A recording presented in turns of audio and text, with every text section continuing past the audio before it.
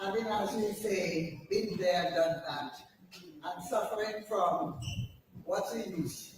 Nothing is going to be done anyway.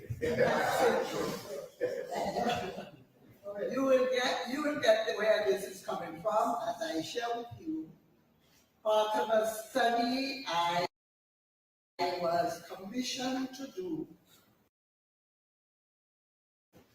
by the National Development Corporation of Dominica, now the Discover Dominica Authority, and funded by CEDA through this inclusion-based CPEC office as part of the Major Island Standards of Excellence program in 2005. It was called a Strategy and Action Plan to develop entertainment and cultural tourism in Dominica.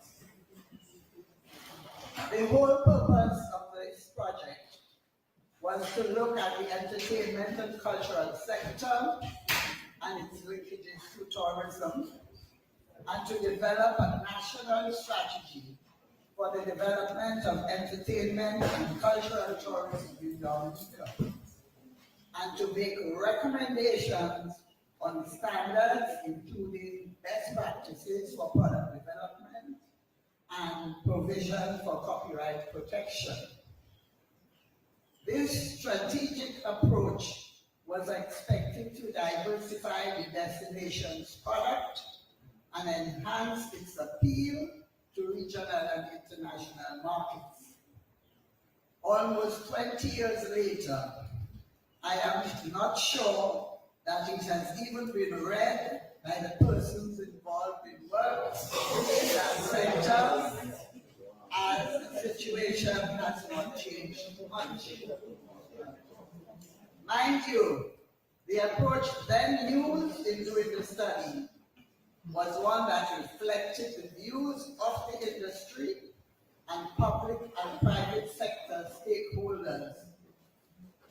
As a result, several consultations were held with relevant stakeholders in music, dance, film, and theater. Consultations were also held with persons in various government departments, private sector organizations, as well as with various stakeholders in the entertainment and tourism sector in Dominica, and with persons involved in tourism, cultural development, as well as policy development in Jamaica, Barbados, and St. Lucia. Recognizing that the project was nearing completion and that all the recommendations outlined in the report could not be addressed at once, given all these limited resources of the government, a recommendation for the immediate implementation of 24 strategic options that could be implemented over the following 9 months was recommended. It was felt that these actions would also act as catalysts for the development of the sector.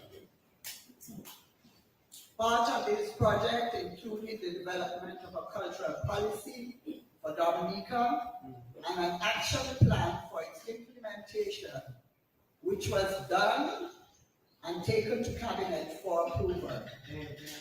With a minor amendment to the policy, it was approved. However, the strategic plan for its implementation was felt to be too drastic by the then Minister and the Cultural Division, so it was not submitted to Cabinet. In the documents, I also looked at our entertainment and cultural offerings, which had links to tourism. Our cultural events and practices were identified and reviewed, and they were characterized as follows. I looked at our cultural events. As you know, we have independence festivities, and as part of that, we have the National Cultural Gala, where the winners in all categories showcase their skills. We had the World Creole Music Festival, everybody knows about that. Carnival, which was promoted in those days, and I knew we're talking about 19 whatever, as the real mass. It was promoted as the original mass in the Caribbean, which then turned into the real mass. And the others are Festa, which is the Dominica Festival of the Arts. Some of you may know it, where they showcase sometimes plays and whatever. And we are now looking at an introduction of jazz and Creole, which I guess will be added as one of those festivals to that document. Other events identified were emancipation. You know, we had emancipation 2 weeks ago, a week or so, a few days ago. And the School Arts Festival that also takes place, but it's every 2 years, organized by the Cultural Division. And the schools compete in the various activities, whether it be drama or music or choral speech, whatever. Now, feasts in those days included our village feast. We had Petit Tidor and La Saint-Pierre. Okay. We had religious feasts like Christmas, Easter, La Toussaint, which is All Saints, literary festivals still going on, the Jean Rees Festival and Tour. There is no festival because as you know, the Jean Rees building is no longer. Okay, there's this big structure there. But Lennox is still called on by the university, some US universities, who is studying the works of the Jean Rees. So they have students and professors who come down annually, and he takes them on a tour of where she used to live, where she visited, and wrote about and those kind of things. And I'm sure none of you know this, but it is happening. It was also suggested that we do the one for Phyllis Allfrey. As you know, she's a major writer. A film was made of one of her books and filmed in Dominica. Okay, so, and she was very politically active in the Labour Party in Germany. And she also ran the Star newspaper. So he felt it was important to have something that looks at it. We have the Jodel Flower Show. It's supposed to happen every year, sometimes depending on the weather. If it's too dry, they can't get enough flowers, so they will postpone, but that is an event. And then we have other community tourism products, like Creole in the East, Creole in the South. You have Cochrane Rabbit Festival. They had a Cochrane bat watching tour created. And we have to realize that those festivals have now become what I call a barbecue and hi-fi event. When you go there, all they have is barbecue and hi-fi, and they have added to that a wet fete in Grande, which is very popular, okay, and gets people from all over the island going to that event, okay, and even coming from the French islands to attend. It's a very popular event, and people who have been enjoy it. I guess as you age, you can't take the drive there and the passion and whatever, and the noise, but the young people love it. I also looked at our cultural practices, which include, and don't forget, these are products that can be converted into tourism products, okay? River bathing. How many tours you have to visit a river and you have a picnic by the river and they cook up broth on 3 stones and they offer rum punch as you soak in the water, okay? These are things that can be done with some of our practices. We just have to put a little creativity in it and be able to sell it. Then we had the river washing thing, which was very popular in Dominica and which is only done when we have a hurricane and no water flowing from our pipes. Although I have been to Lion River recently, and on Sundays sometimes you see the women with all the children and grandchildren, and while she's washing the clothes, the children are bathing in the river. So it's still being done, and then they cook by the riverside. I remember it was a very popular thing until I think somebody complained to government in the early days about the bare-breasted woman by the Rosary River washing her clothes in the Rosary River. And I don't know if a stop was put to that, but it doesn't happen at all. Then we have our picnics and hikes, which we do, and a lot of that is going on now. But the groups are more doing midnight picnics. Okay, like they go out at night and they have their picnics and they drink their rum and they play their music. But those big picnics we used to have before at Londonderry and Lyme, we don't see it happening as much, but families still try to introduce it. The hikes we have, what's the name of that hike group? Okay, they have been very, very proactive and they do hike all the time to various parts of the island, and that's how people are learning their island. Our Christmas practices and foods, we're losing gradually.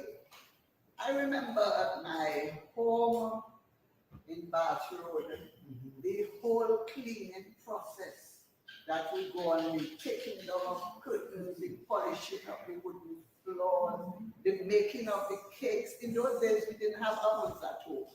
Okay, we had stove tops, and we would send the cakes to the neighborhood bakery to bake, and it would come back and smell the whole house. The making of ginger beer and sorrel, and the Christmas breakfasts, and so people are trying to do it. I don't know to what extent it is being done, but it's something that can be promoted.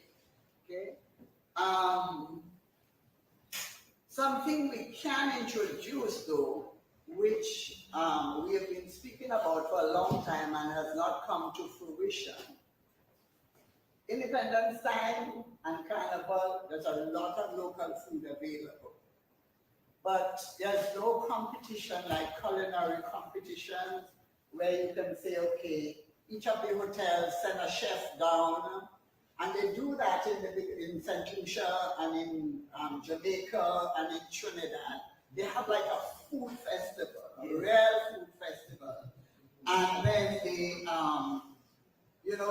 they show you how their chef can use codfish in something and make it be fantastic, and how they can use various of our fruits and vegetables and prepare certain things. So these are things we have to look at. Then our nocturnal activities, as I call it, the storytelling, the cont, the tim, the lawa, the ring games that we used to play, the ballet dancing, the corn games, jing-ping dances, and the serinal. And serinal was popular in Dominica in the early days, and they still do it in the Kalinago territory, and they go from the furthermost village to the next one, all the way to Cassius. There were daytime children activities like ring games, rounders, jump rope, hide and seek, or say we are as we used to call it, police there, volley, and hopscotch. Then you had those religious rituals, the 9-night things, rituals, which you don't hear about. In the country, some of the country parts, they still keep the 9-night, but in Roseau, I know it's now just 2 nights, or you have a prayer night and then you have a final night or whatever. So we're losing that slowly but surely. And we used to have All Saints Festival, Fetla Tuesday, but I don't know what has happened to that. Okay? Now our heritage sites. There are a number of heritage sites in Dominica. Okay, and I'm sure some of you don't know a third of them. Let's put it, I'm thinking you all know, okay? The natural and cultural sites were also looked at, and the following were known, and the following well-known ones were identified. You have Ontwapitong, our natural site, which is a UNESCO World Heritage Site. And you don't hear people pushing it. You know how big it is to get on the UNESCO World Heritage Site calendar? Oh yeah, it's a big thing, okay? And we have it, and it's not being promoted enough. In there, you have the Boiling Lake, which everybody wants to go to because it's the second largest in the world, okay? You have our freshwater lakes. One is called the Freshwater Lake, the other one is called the Weary Lake. Then you have our Valley of Desolation, which is a classic site. And we have our Emerald Pool. Now there are several other pools that have been discovered, and I'll mention them as I go along. Okay, there's one close to Focassin. What's it called? Jacko Falls. Who has been to Jacko Falls? Who has been to the Twin Falls? Spanish Falls too. Okay? You know that? Alright? The others Falls belong to an estate. They were in that whole area was owned by Errol Blackman and their family, their grandmother. Okay? After she died, of course, Errol and his sister were in England. And people just squatted on the site. And of course, Fanny came to his shop there. They're looking after the route to the falls. So they live in that. Well, he's now gone, he's service. But they changed it to, it was called Penrise Twin Falls. Okay, that's what it was called. Penrise, because it was on the Penrise estate. Okay, and it was called the Penrise Twin Falls, but it is now known as Spanish Falls. And it's even on this map as Spanish Falls. So you can keep copyright. All right. We have Syndicate. How many of you all have been to Syndicate? There's a Syndicate Falls. There's a nice trail, easy trail to do, and quite interesting. Not to add into your number of falls that you know. You have L'Escalier Share. How many people have been to that? Not enough. Okay. Then you have the Tegua Rock.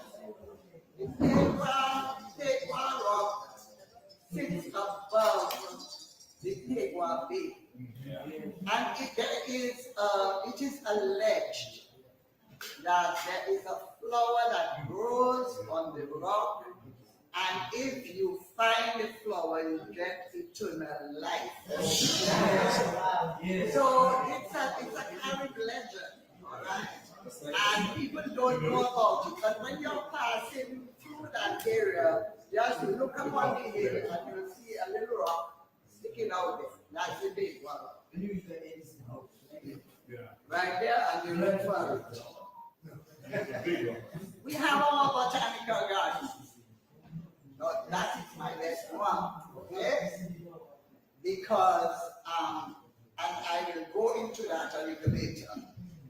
We have our sulfur springs at Wharton Waverland, at Layu, at Soufriere, at Portsmouth, and in those days, Patty of Sulfur Springs was very popular, so it goes way back, because Papiot was one of the first ones who harnessed the water and created those parks. Then we have all our waterfalls, Trafalgar Falls, Midland Falls, Victoria Falls, Syndicate, Penrise, Queen Falls, Sari, Lakers Falls, and that was a new one that was discovered over the past 20 or 25 years, okay? And then you have, of course, the one in the Kalinabu territory, right in the setting of the Baranabuti. Our famous rivers, okay, the Indian River. Now, you have to know that the Indian River is a unique natural site in the north of the island. This meandering river bordered by large, very large buttress trees, and this is the second largest coastal wetland in Dominica. It's situated on the second largest coastal wetland in Dominica, and the wide variety of wildlife that inhabit the area provides a steady income for a number of youth in that area. I was telling somebody, most of you may know that when Pirates of the Caribbean was shot in Dominica, I brought them to the Indian River and they decided to build what I call the Supuya hut on the side of the Indian River. I got back from Barron, owned the land. If you're going up the river, it's on your left. So Van Barron owned that land, and that's where they wanted to put it, because there's the main tributary on the right and the smaller one that comes from the Barron River on the left. So they wanted to put it there. Of course, he said, I can use it, but I have to take it out, make sure they take it out. So I said, okay, we did the contract, we did the dispute. Of course, as soon as it knew, no matter what I told him, he was going to take it down. Then I get a call about a month later, and he tells me, boy, Anita, now I know what you were saying. I should have really left it up because of the potential of, something else to show the people who are on the Indian River what we could do with that section. Thank God, what's his name, has rebuilt it. And it was rebuilt because there was some German billionaire, okay, who was, his wife wanted to come to Dominica because she saw Pirates of the Caribbean, and she wanted to visit that hut at the Indian River. So they got, what's his name? Help me guys, Cobra, to redo the hut.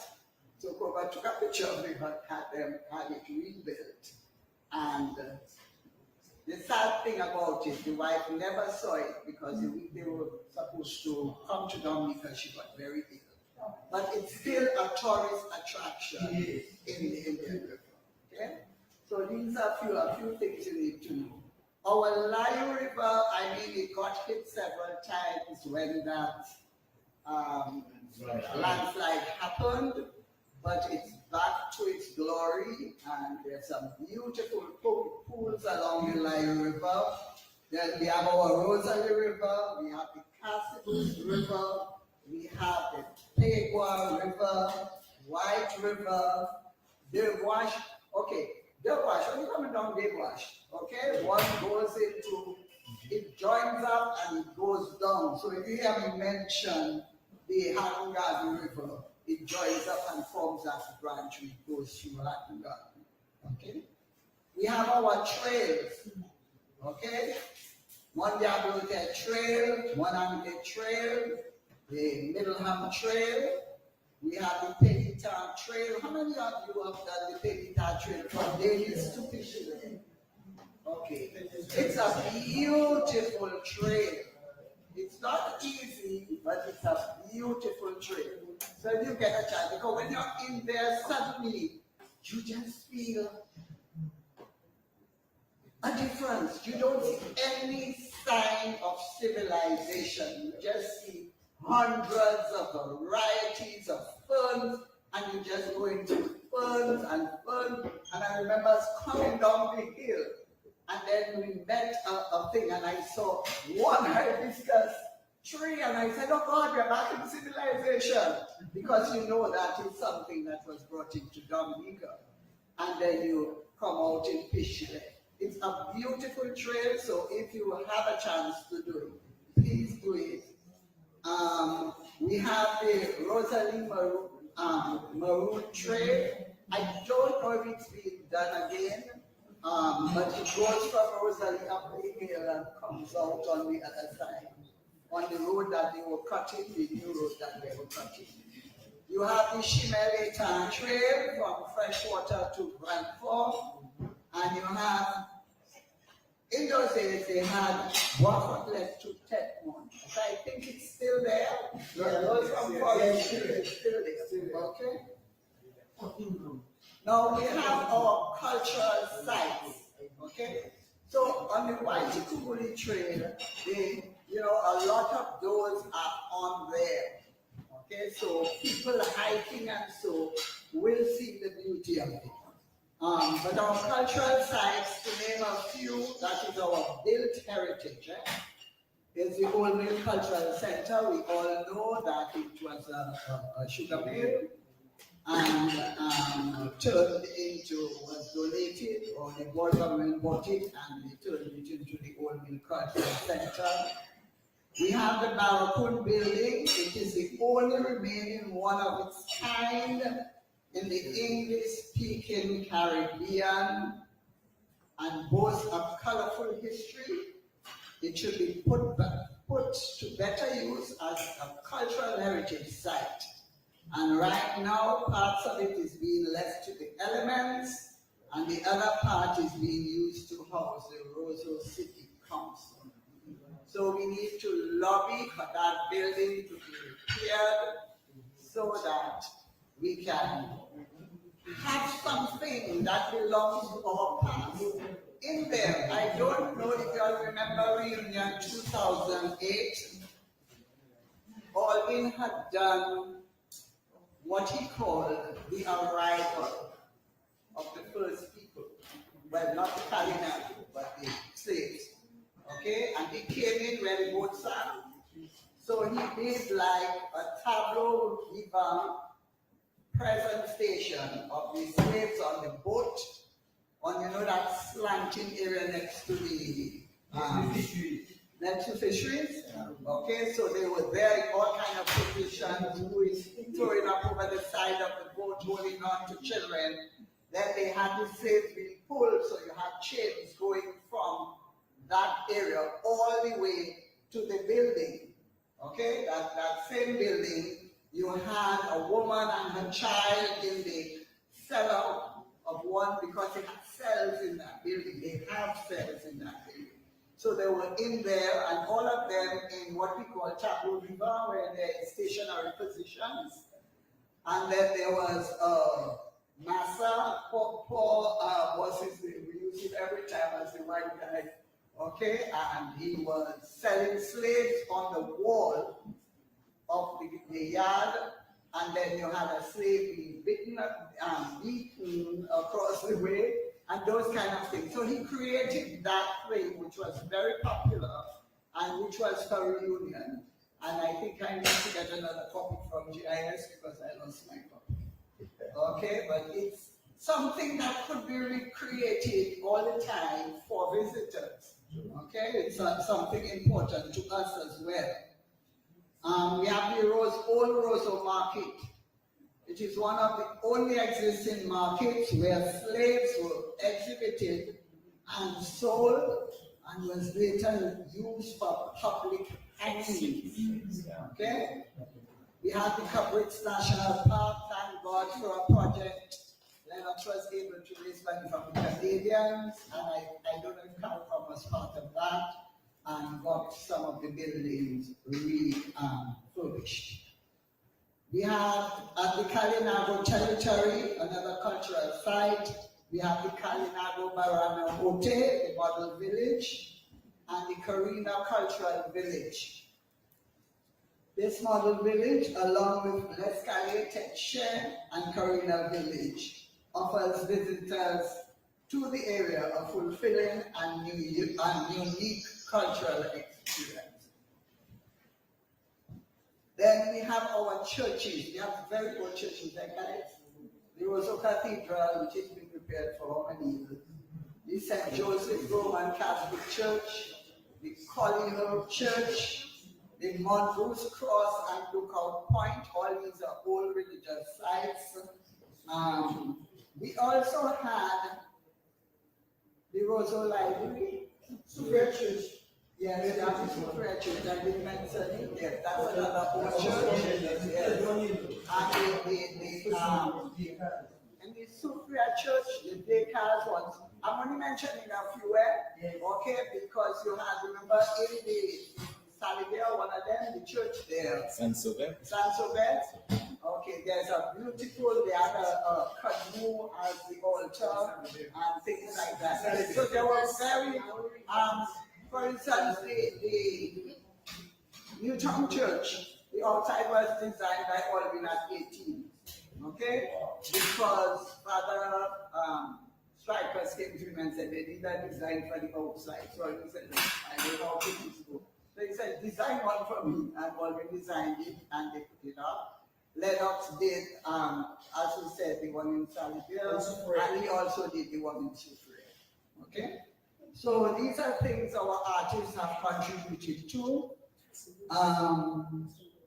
We other sites, we have the Mongoose Cross and Lookout Point, I mentioned that. The Roseau Library, which is gone. Well, Newtown Infant School, that was another very important site.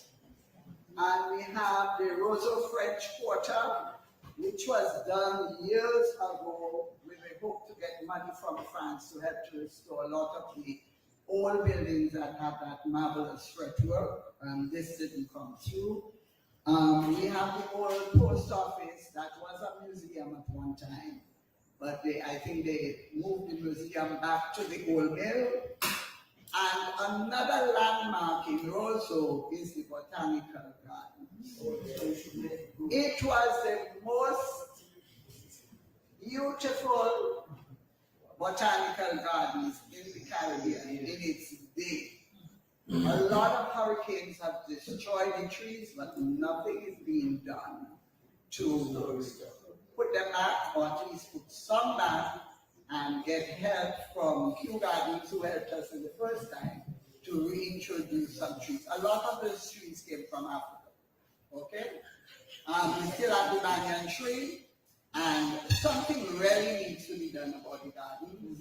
As I mentioned to the powers that be, is that all they have is a bird that is squashed, okay? Sorry. Oh, that's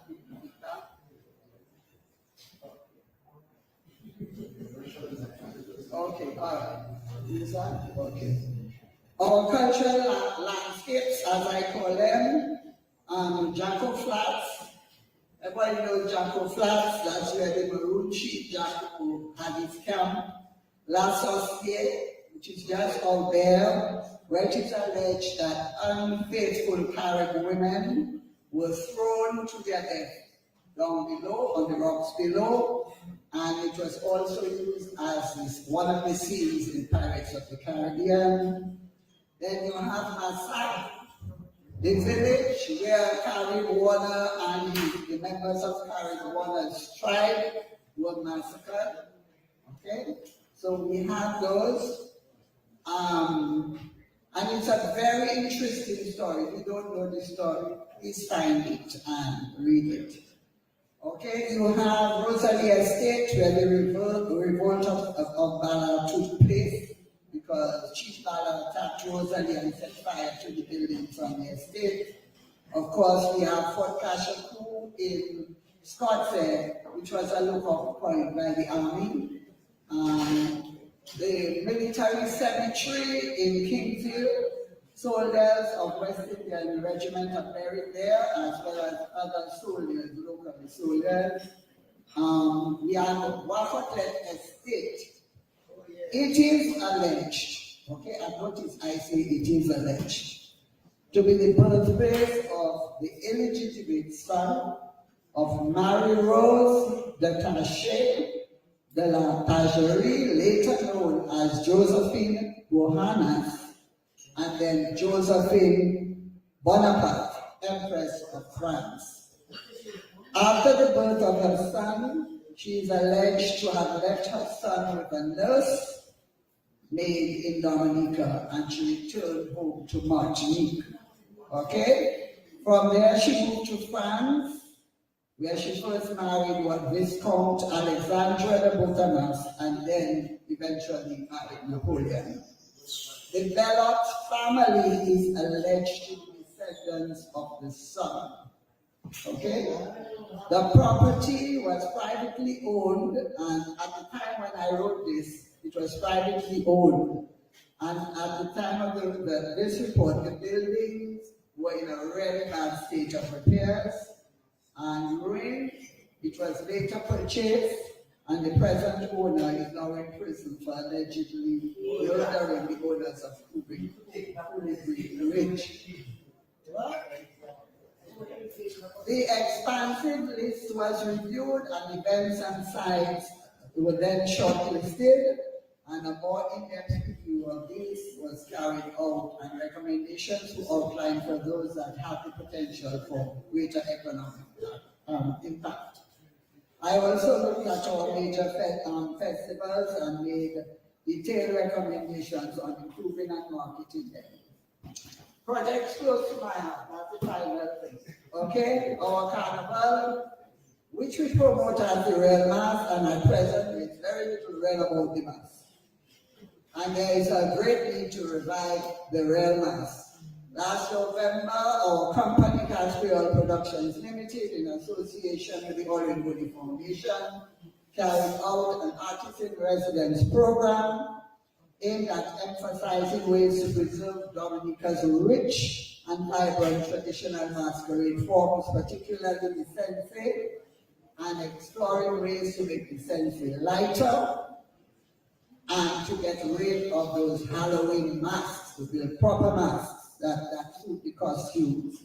The workshop was facilitated by a team brought in from Trinidad and Tobago, Martinique, and New Orleans, and together with local experts in mask making and sense costume building.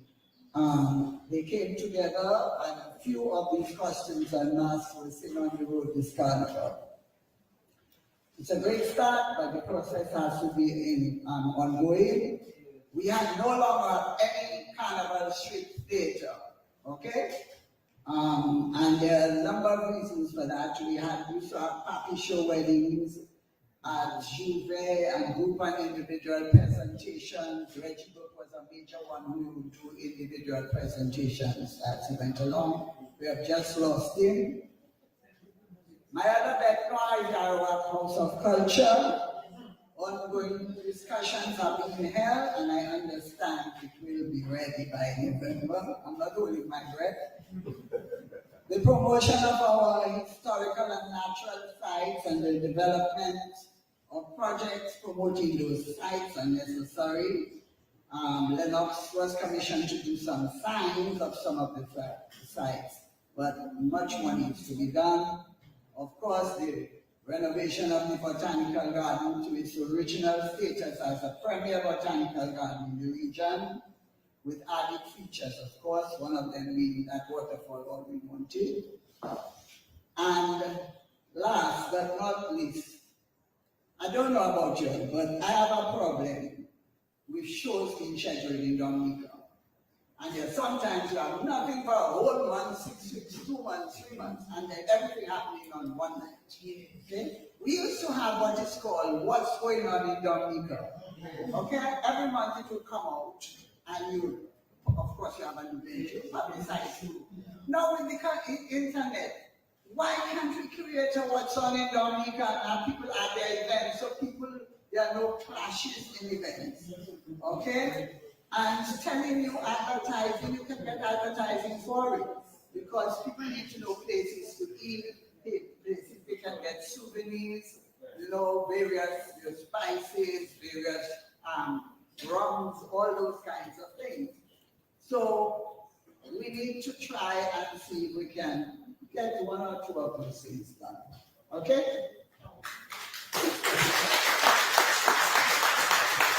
Thank you.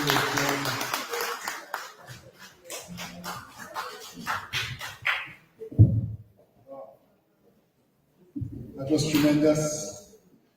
Thank you so much, Anita. These are the things that make us Dominican and help to make us Dominican, that we together have inherited and that we enjoy.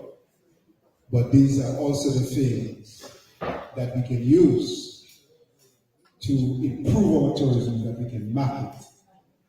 But when you market something, it has more meaning when it's also something you actually indulge in and enjoy yourself, because now you can market it with confidence, right? You enjoy the experience, market it yourself. So thank you so much.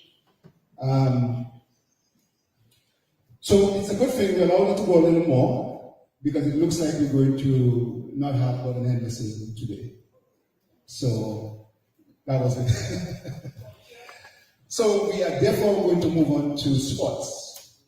And we're going to ask Claudia Sanford to come and talk to us on the topic of the development of sports.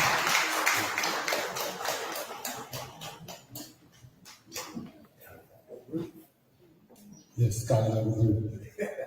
Good afternoon. Thank you very much, Mr. Vital. Let me also use the opportunity to say thank you for the privilege to be here. I see my former school principals in the crowd, so that makes me even more happy to be here. Mr. Edwards, good afternoon to you. Before I came here, Vital highlighted the clothes that I'm wearing, right? So I dressed the party set, and that was really purposeful. And I did that to draw attention to a few things before my presentation. These are the uniforms in the T10 competition that we have in the cricket. I happen to manage one of the franchises, so I use the opportunity to wear that. To make the point that, and highlight Do It Center, who is the sponsor of my franchise, and to really be optimistic about sports in Dominica. Because some of the businesses in Dominica, even in an economy that is not doing very well, they still give a little to support sports, and I think Do It Center has, and Fine Food has played their part. I just want to highlight that together with Miss Avani Esprit and Monique Jacobs. They are the people who are stretching the dollars at those businesses. And I'm sure there are other businesses in Dominica who gave a little. So I wanted to highlight that, but also to show that, you know, the World Cup is going on, and there's so much to talk about sports at this point, right? And we will get a little into that. So my presentation, I'm trying to do the best. There's a lot to say about sports. There's a lot to gain from sports. And we have not cashed in really and truly in Dominica. So I start off by asking the question, what is the score? And it's really a play on words, really. And I highlighted there are 4 of our outstanding sportsmen from Dominica who made it in the cricket field, right? The professional cricketers. So the first one to the left is Adam Sanford, my brother.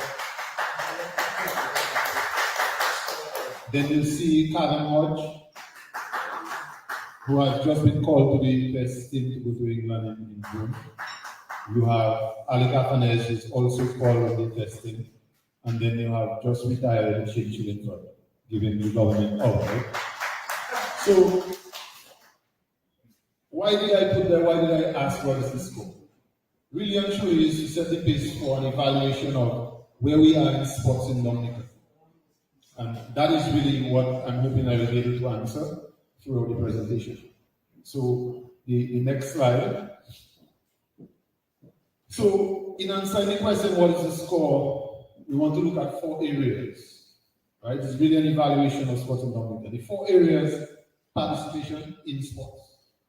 The second area, the technical and tactical development of sports. Third one is the equity in infrastructure, what we call facility development, and the sustainability of these facilities, their location, and so on. And then the fourth one, finally, professionalism and career in sports. We talk about Adam and Afanez and the others. and to really assess where we are in that, right? So as it comes to the participation of sports, it has been proven scientifically that to do very well in anything you do, even in speaking, that you have to speak very often. If you want to play cricket, you have to play very often. And the great people like Michael Jordan and Kobe Bryant in basketball says they would shoot 1,000 to 3,000 shots a day. They recommend at least 2 hours of practice a day. So participation in any aspect of life, including sport, is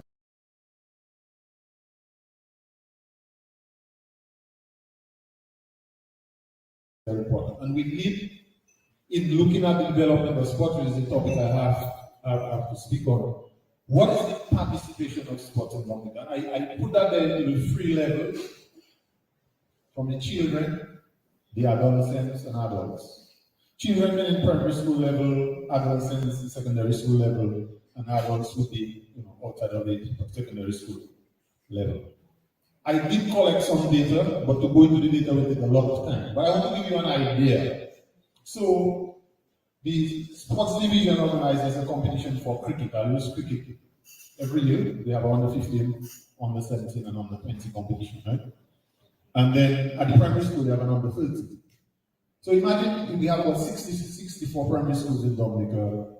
In each school, maybe about 30 schools of those 60 would participate in that primary school competition.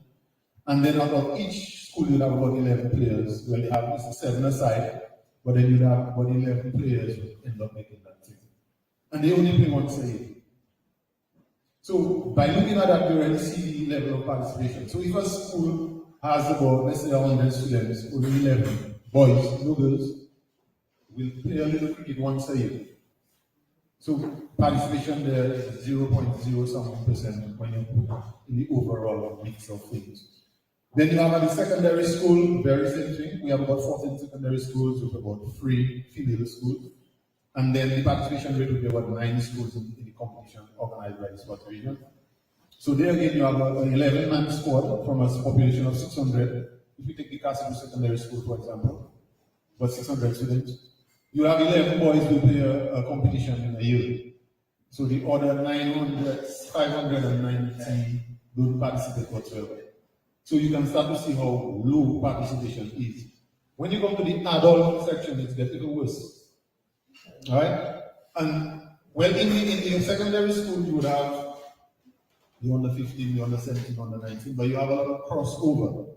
So many of the boys who play the under 13 or the under 15 would be on the under 17 team, and somebody will still be on the under 19 team because of passion and so the numbers will get smaller as you go in the higher categories. In the National League, maybe about 10 teams will take part in the cricket. And you're talking about a population of 70,000 people. 10 teams, about 11 players, 110, and only men again, out of a population of 70,000. So when you talk about participation in sports in Dominica, we don't know yet as an evaluation. Very low. So whatever development plan you want to look for in sports, which is also cultural, this bully, I think. Sports, cricket and those are cultural stuff, the dashing games and all those things. We don't have any more of that, right? So the only real participation of sports in Dominica are the organized competitions by the sports region and also by the DCA and then the Football Association. If you go into each of the categories, and some of them, no competition at all. The basketball is even worse. At the school levels, maybe 2 schools, 3 schools participate. So the participation and some of the sports go down very low. So that is something you have to look at. We will come to that as we look at it. The second thing is the technical and the tactical development, coaches and medics, management. So the coaches, very few coaches in Dominica.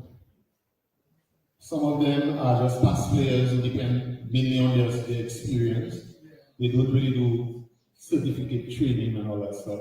So the numbers there, if the participation is that low, then you can imagine how much lower the manpower capital is in sports. So these are some of the areas we have to look at, and I will come to that second part as I try to show the way forward. Equity in infrastructure. Preparing for this, I was told by the football people that only free playing fields in Dominica for football. They just constructed in Stockholm, the second one in Portsmouth and Dublin. They use Newton now and again, but the playing conditions are very bad. So imagine you have a population of 70,000 people for football, and there are free facilities that are underdeveloped, except maybe a little bit of the one in Stockholm. So we have to look at those things. And then you have the distribution. Like, where are these facilities located? So you have Stockholm, Portsmouth, Dublin. None in the southeast, Lapland, Grand Form, that can be used for a game. None on the northeast. Londonderry is in there, out there. Now and then, they call it when they have an activity. You go all the way to Portsmouth, Vickers, Temple, all these areas, you have to see. So there is an area we have to look at. So when I say equity distribution or the availability, we have to look at those areas. And then I put forward a model. I cannot touch on it there, location and levels, primary, secondary, tertiary, I'll come to that. And then in professionalism and career, culture. Ali Cathanes and Karen Hodge on the Western Listing spend very little time in Dominica. Ali Cathanes has to leave Granby and he's in Dominica and go to Portsmouth to practice. He drives 2 hours and get 2 hours practice to come back. If the Windsor Park is not available. And we know right now the Windsor Park is more fed than the sports, but we are not here for that today. But we cannot get into this story, right?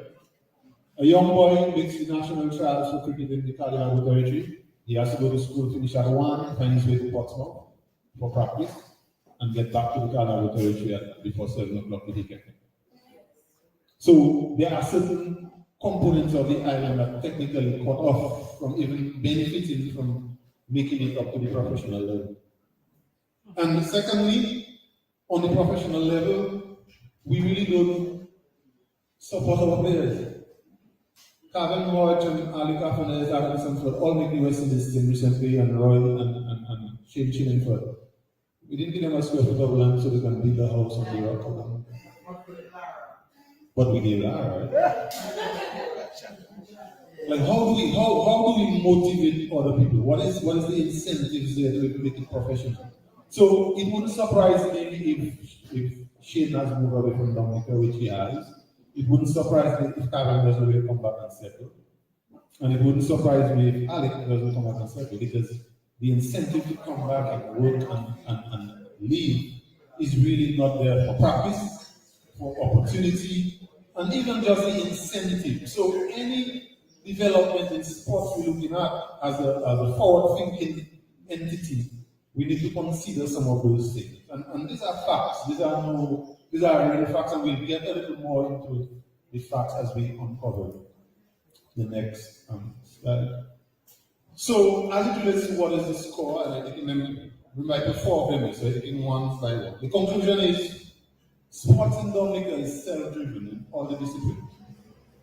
Ali Cathanes have no exterior motivation to play cricket, neither did Kevin Hodge.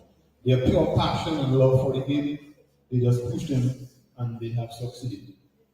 So, no organization of sports in Dominica can really and truly claim any credit for this guy's success, really and truly, but there's none. Right? So that is one of the conclusions. So they have no incentive to participate and perform. And I will come to that a little later. Insufficient in numbers and polyvalent in sports facilities. I just talked about football.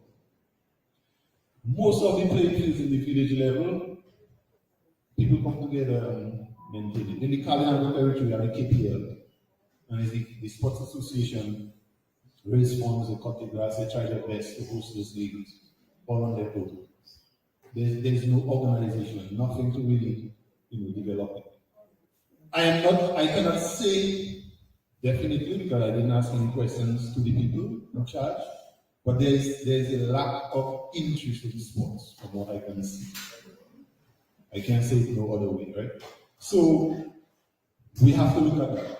Insufficient human capital and technical and tactical knowledge in sports, and those available are either unemployed or underemployed. So even at the school level, when we have sports teachers and so on, we usually just use people maybe that play for the national team and give them a little gig. There is no trained coach or professional in each of the disciplines looking at the secondary school. So it's a kind of vital organization at those levels. So we have to look at those. As I say, we can go for the whole night talking about this particular area, but I kind of move on to the next slide. Yeah. So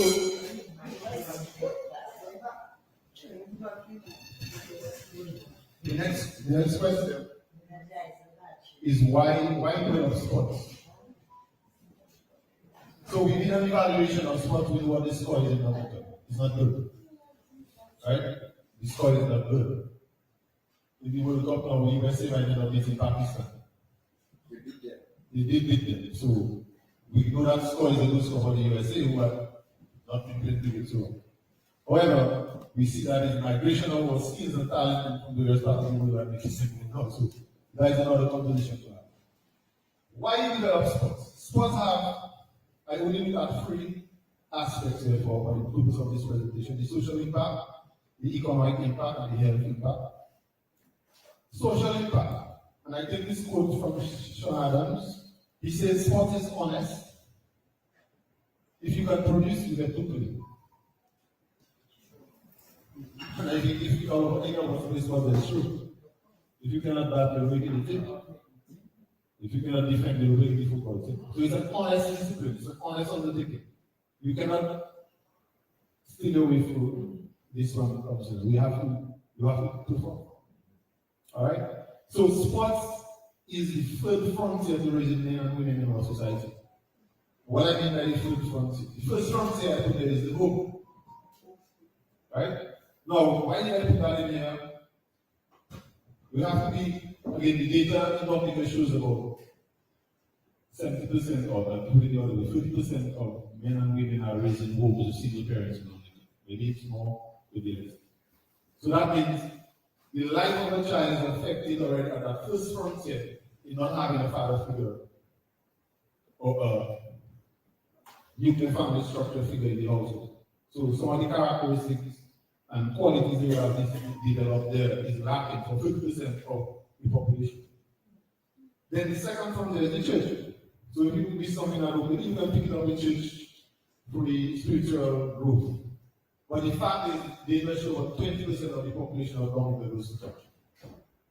It used to be more before, but we see that it's less. So then you have the second dropout, the spiritual aspect of that, these men without fathers and these ladies without fathers in the household again, they don't go to church like the second layer. The third layer now is the field, the sport.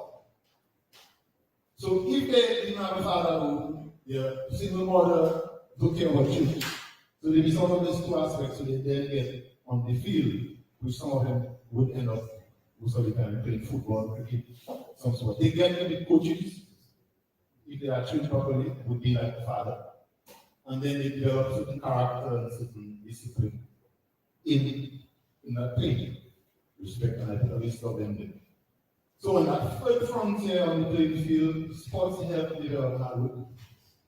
As you say, it's honest. If you cannot perform, you don't play. So you have to train, you have to show up, you have to do the jogging, you have to do the exercise, you have to do what it is. That's hard work. It sets common goals, so you come as a team now. You're not on your own individualistic way now, because it's not like a tennis, it's a football, it's a team. So you have to accommodate for various characters, various personalities, and that helps shape you as a man or woman, right? Then you have fidelity, the idea of faithfulness to your team, to your club. We all trying to win this, we encourage each other, all that stuff. Fidelity is fearless. Fair play, as people say.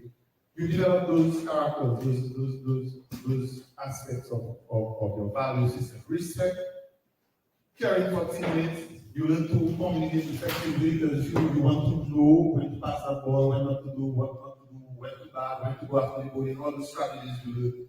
Problem solving, empathy, joy, success, discipline, teamwork and humility in failure. You get to learn all these things on the playing field as the third frontier, and that in itself is the qualities in building a strong nation.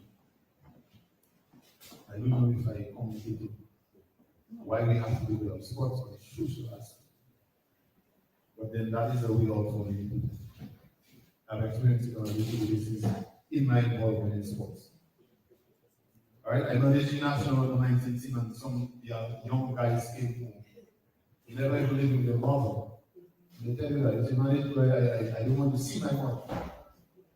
You know these are actually problems. But the cricket keeps them going. They display hard work, discipline, and they are growing respectable young men. Third frontier. So that is for that social reason we have to develop sports, and that conversation is happening. This conversation is very important. Right? So we move on to the second one, the economic impact. And I put a little phrase right about Maggie. In the abundance of water, the food is thirsty. I just think that was appropriate. Because currently the World Cup is playing in the Caribbean.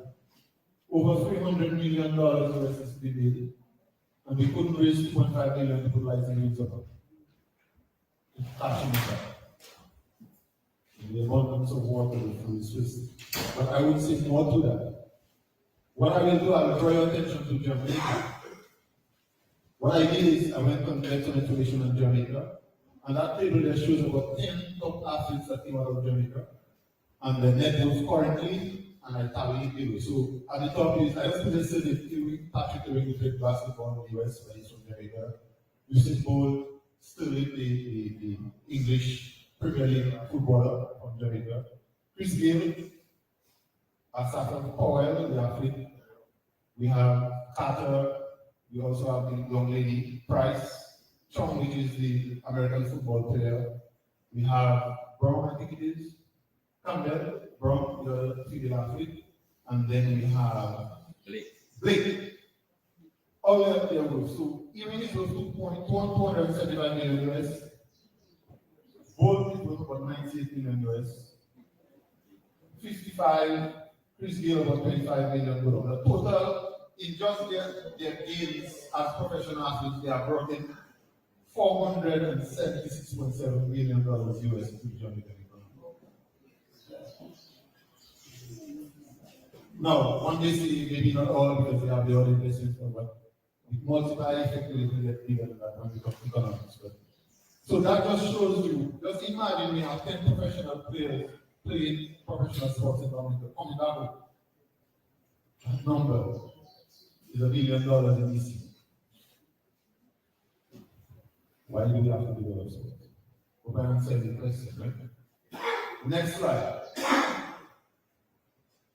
The next slide talks about the tourism aspect, we talk about the cultural aspect and other aspects of the economy that sports can impact.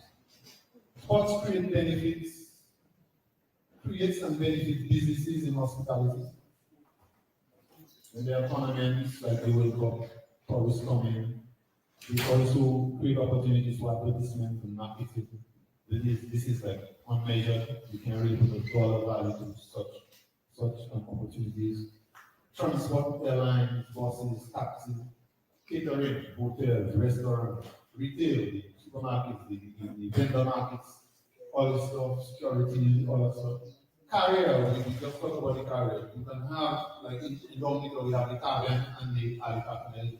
It helps them build and push the carrier. They do well in the home and we get to go with the IPL, the big bag, and make some real money.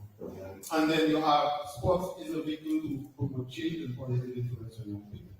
When you have this, and the impact, the economic impact is showcasing itself in the country, young people tend to say, yo, I think I will do. Take on sports. I think I'm going to be the best I can be in football and cricket. And people are encouraged to change their life. Young people that go through the struggles, who may want to take the dark side of things in their life, they did turn around and get involved in sports. And that has the economic impact of our jails or society. Yeah. Feel to set up for the young ladies to move on, right? So, for these are some of the reasons I think we have to seriously look at the development of the sporting industry. Next slide. Why we have sports in healthy part, which the food level I want to do that. And I put this one there, created it. When you walk, you will just thinking repeatedly about difficult moments in life. One necessary step to reduce stress. So again, psychology, they say, the more you think about a problem you have, is the greater the problem affect you. And one way, the simplest way to stop thinking repeatedly about the problem you have is just go outside and walk. You can try it. You go outside and walk, you see a neighbor, you see a friend, you start a conversation, your mind will be taken off that problem. It will be better for you. So, from a healthy path, just being involved in sport by starting as simple as walking is a very individual. Sport will do good for your health already. Alright? Now, then when you go further, you talk about weight loss. And I see we have a list here, first we should look about that. The non-communicable disease, the diabetes, the high blood pressure, the obesity, all these things are involved in sport. Again, back to the participation. A lot of the young people who do not participate in sports from an early age tend to more than likely develop those symptoms very quickly, heart problems and all that stuff. Involvement in sport clears your thoughts and improves your brain function.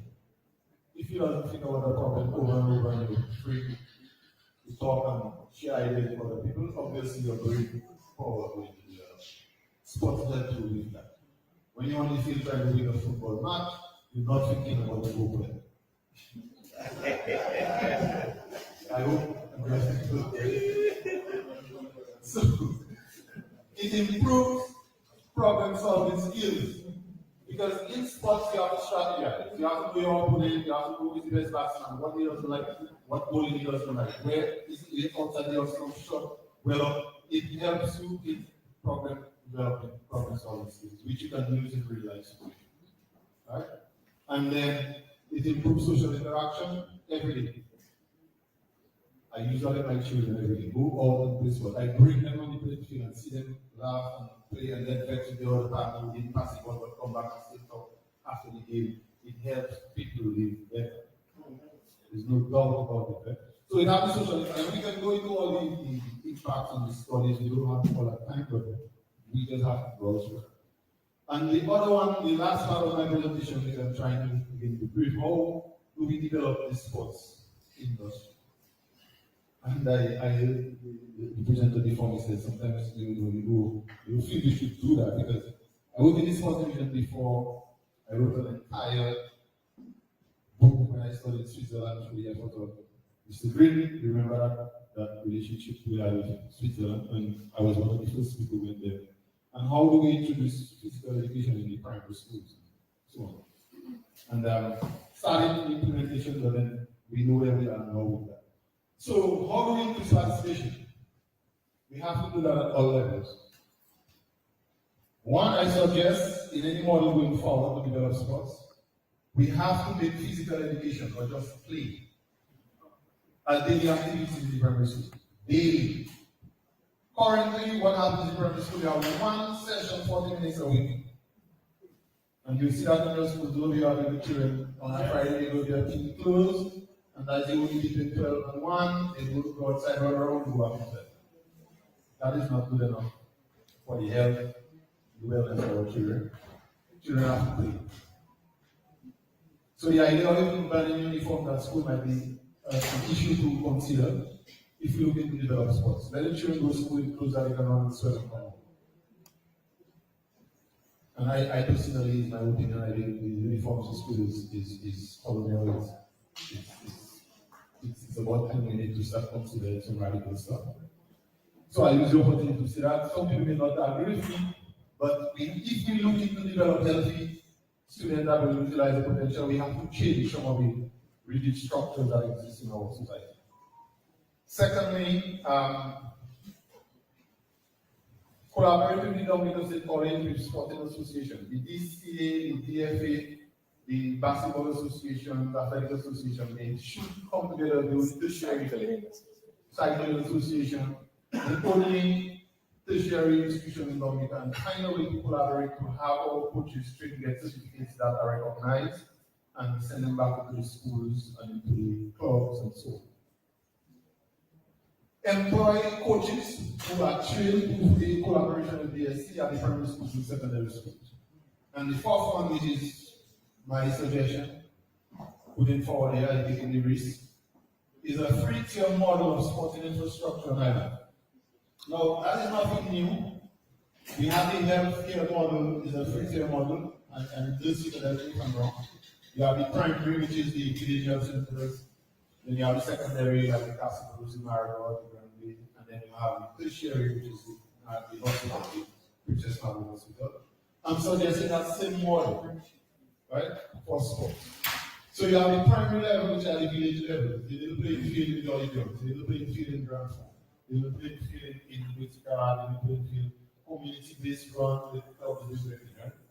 And then you have the district. I suggested 4 districts. I know the help has 7 districts, but I'm suggesting 4 districts for sports, north, south, east, and west.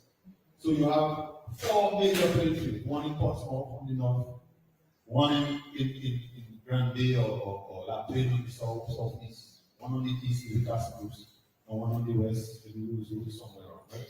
4 major fields that like what we could understand as maybe semi-stadiums that have the facilities, washrooms, a little gym, something, like a satellite, yeah. And that will encourage, then you have the national level facilities, I'm saying 2, one in Portsmouth, one in Luzu, the Winterback Stadium, and something better at Benjamin's Park to kind of mirror what they have at the stadium. And then you use that model to organize your competitions, which is the next slide. Right?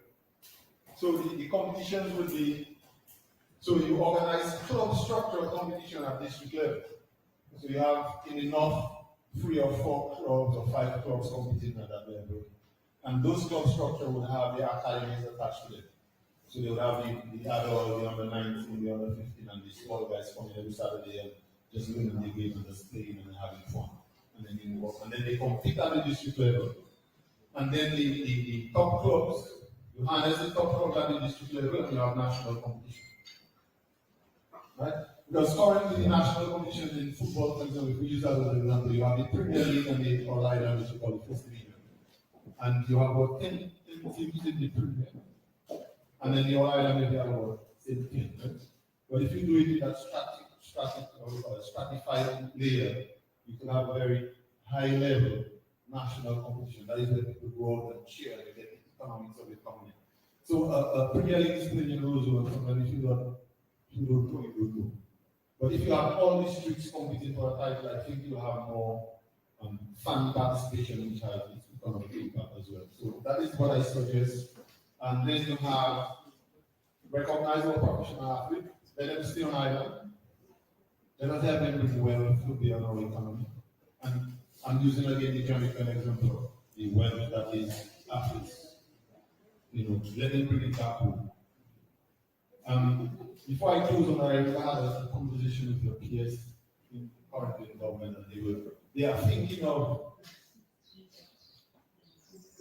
athletes that are employed in government who go away and play and make money. They say like, okay, well, we have to pay them. They consider that. There's a conversation. Some say, well, wait a minute. You all people are crazy, right? And I myself had the experience. I went to a job interview to pick up a job. I used to work at the college, but there was an opportunity, so I went to have a conversation. And in the conversation, they asked me, if I told them that I'm very active in sports. I manage national team and do this. So, what is their policy on that? Can I get time off to do this? And they say, no, you have to ask for leave without pay if you want to undertake those things. So, those policies are very restrictive and does not encourage sportsmen and non. So, going forward and thinking today and putting things in perspective, we have to treat our professional athletes better. We cannot really take away their earnings for a job they have and then they have to work hard and make it on the professional level and see if we can equal figure. I think we need to pay these people. Because 2 cricketers going away and say the idea and $2 million back in country that cannot pick up on the stores we leave them in our way. So that doesn't make sense. So as a policy captain, I think we need to think that we have to treat our professional athletes very well. Let them bring well home. Thank you very much, ladies and gentlemen.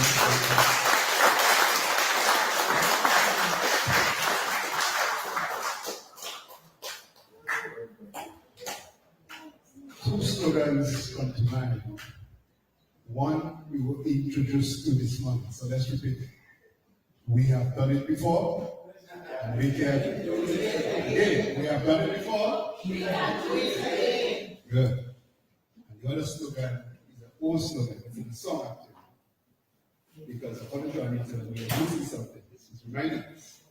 The old slogan was, the song was,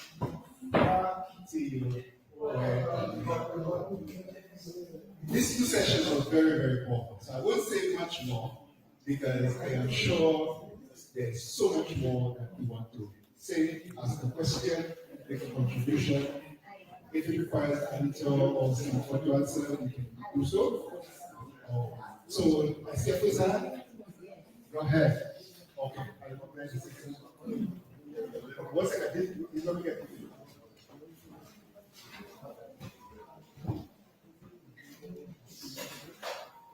So again, we have done it before. Yes. Check.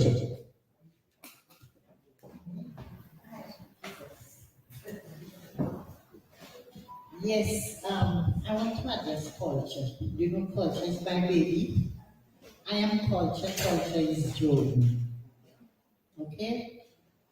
I am teaching schools, and the children, it is heartbreaking to see they giving me 10 weeks to teach the children, to prepare them for independence. And they only have 1 hour a week. 1 day, 1 hour for 10 weeks. And they expect them to dance for independence. It is not fair. These children cannot pick up anything. If they pick up, it's because they were there already. Or I come back to the school on my own and train them because I want them to go forward. But the thing is, we are talking about culture and we are not getting groups to perform. But the thing is, when independence, we only practice for independence.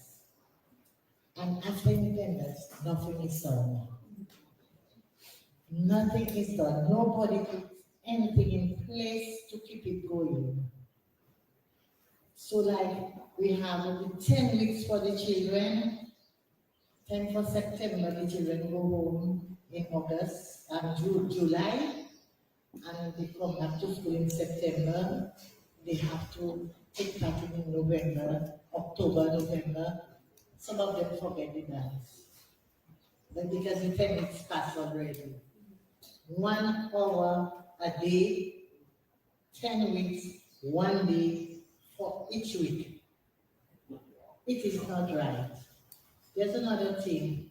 We went to Martinique, and then like every time we go overseas to perform, and when we go, we have a group exchange. And when we leave Dominica, we go. The people will take us to Squash Hotel, they will take us to Cat Hotel, expensive hotels. Now they're asking us to bring them back to Dominica. We are not going with them. Nobody opens a door for us, not even tell us, well, what did you do over there? Can we help? Bring the people back. No matter how much you say, nobody helps. So, we just have to tell the people we cannot bring them back. We can't bring them home. The culture is dying. The culture is dying. And then what's the Arawak House of Culture? What's the Arawak House of Culture? It's dead. Nobody's putting it back. That's what we have. You understand? I would really like to see when your government come in office, Mr. Fontaine, I want you to what I would like you to do, get the teachers, even though it's 2 teachers from each school, and build workshops for them. Get them to train into cultural dances, so they will have at least the cultural dances implemented in the school year-round. So we will always have cultural dances and culture in Dominica because it's dying. Let us keep it back. Let us bring it back. Okay? That's what I want to see that happen. Thank you. Thank you. Yes. John, I recognize John, and then you have anything. Okay, John, go ahead.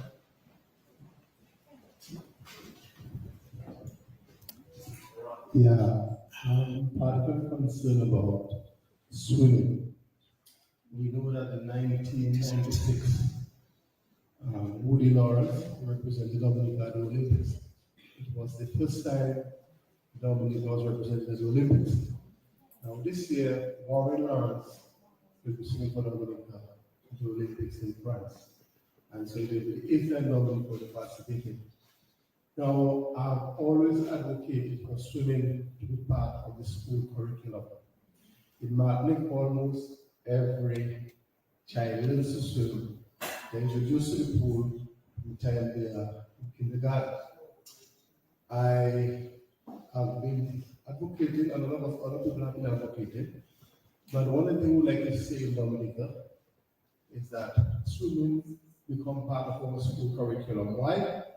Because we travel around the world and all other animals can swim. But sapiens, Homo sapiens, are not able to swim. They must learn to swim. So when you learn to swim, you're learning to save your life. I think I equate swimming as important as literacy. It's a right, it's a fundamental right, it's a life skill, so we must not underestimate. Secondly, we have tremendous potential in swimming because when the Martinique and Guadeloupe, they have a lot of programs in swimming and they invite us to come, but our borders are developed. We have no pools in Dominica. And I think also the potential comes from the fact that a lot of the teams in Europe, North America, Australia, they want to come to the Caribbean. They want to come to Dominica and they want to swim, especially during the winter. And this is, we can rent a hotel, we can rent a pool facility. So I think this offers tremendous potential moving forward. And this is not the percent this has been said. So I would like us to give very serious consideration, irrespective of government, to making Dominica an area where we can capitalize on the global potential for swim tourism.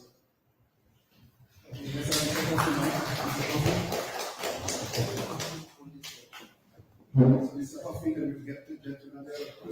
Don't be as brief as you can because we have not to short. And then we have. Yes, my concern in the area of sports, I want to thank our brother for a very wonderful presentation. There is no doubt that sport presents enormous opportunities economically, socially, and generally to the human development. But with regards to the presentation, I want to just stress on the institutional development, especially with regards to the input coming from the sporting associations. I see the need for a national sports council that could coordinate the activities of the different sporting associations and be some kind of linkage to the authorities in terms of the development of, and link that to the development of a national sports policy. I think that would be essential in terms of strengthening the framework for sports development. Another area I think we should look at in terms of sports. When I look at myself, my early interaction with the Caribbean islands like St. Lucia and Antigua was because of my involvement in sports and even in youth group as well. Because in those early days we had exchanges. When I was in the city sports club, we had various exchanges, and we were able to host clubs coming from the visiting island. So I believe a program needs to be looked at in terms of bringing that back on the street, because we cannot just really leave it to when we reach at the national level. We have to be able to nurture and develop the exchanges, and that will put us and give us the opportunity to understand what the other islands are doing in relation to those various sporting disciplines. So I just want to use the opportunity to bring that up to you. Thank you. Thank you.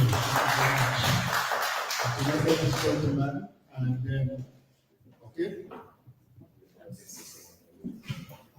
Okay. I just want you to add something to what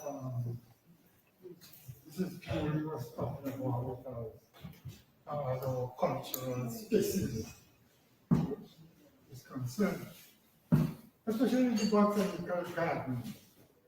And there is some controversy in the government wanting to build golf course and the botanical garden and this and that. These are people who came out of road, on the countryside, and do not appreciate what the botanical garden does. Because I grow roses, and from the edge of the fruit, Sunday afternoon, the botanical garden was a place for children to go out to.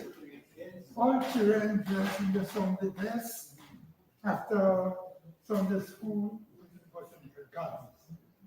I can remember my first socialization was standing in a ring, 3 4 years old. There were about 40 children, they all standing in a ring holding hands, singing different songs, "Shoe fly over the knees." I belong to somebody. There's a brown girl in the ring, I'm gonna let the songs. Some little girl of 11, 12, organizing things. That's how we grew up Sunday afternoon. It was the garden. And a number of children interacting, singing together in a room. So if you don't understand, let's say years had different aspects, different parades, National Day Parade, Empire Day Parade.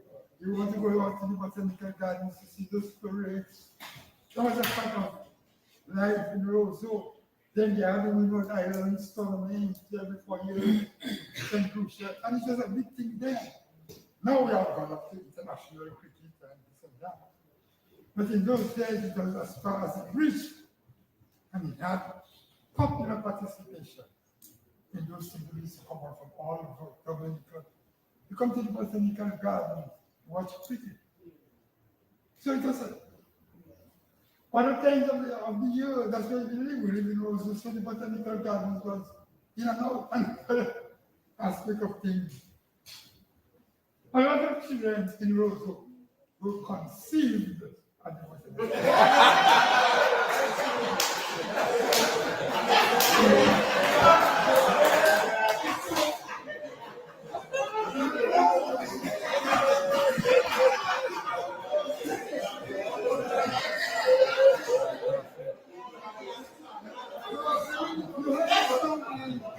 There was a time before I'm not going to go special.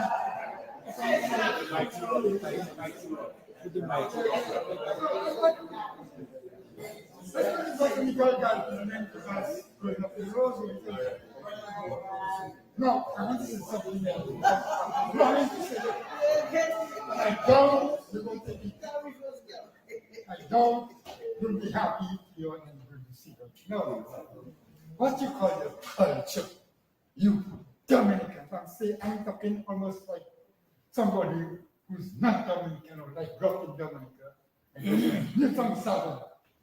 Your culture, to me, is same culture.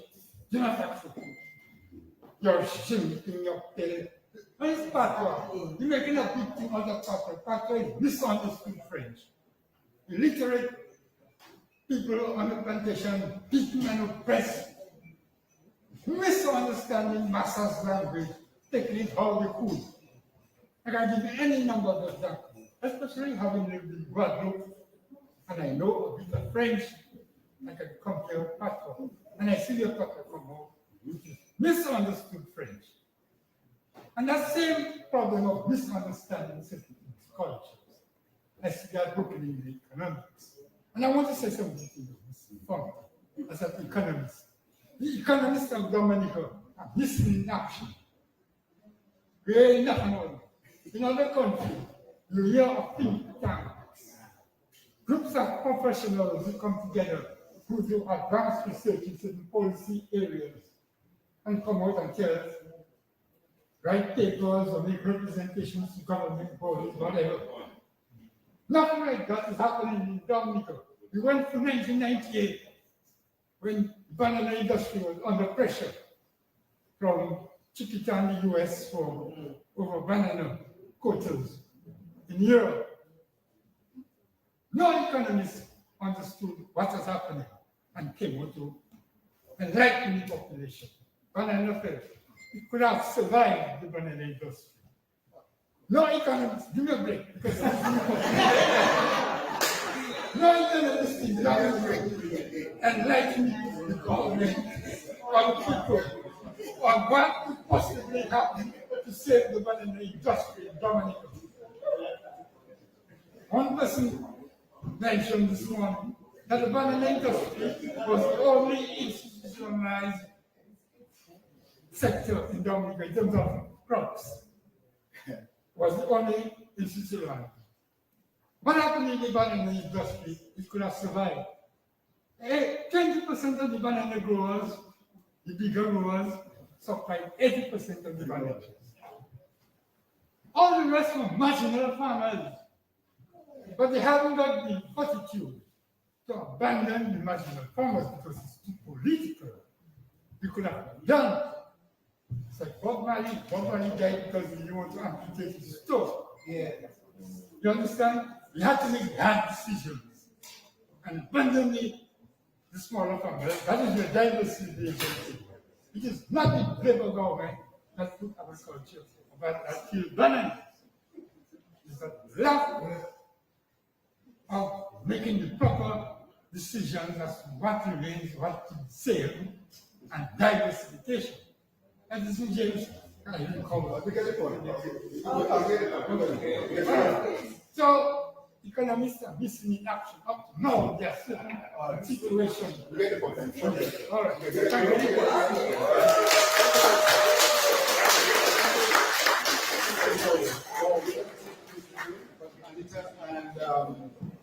Sanford, if at any point you want to get immediate response, please. Yes, I saw you. I want you afterwards. But let's go, Mr. Green. Go ahead. Thank you. First of all, there's a lot of food for thought, both from Anita's presentation and Sanford's others. So I want to thank them. I think they were very comprehensive, detailed reports.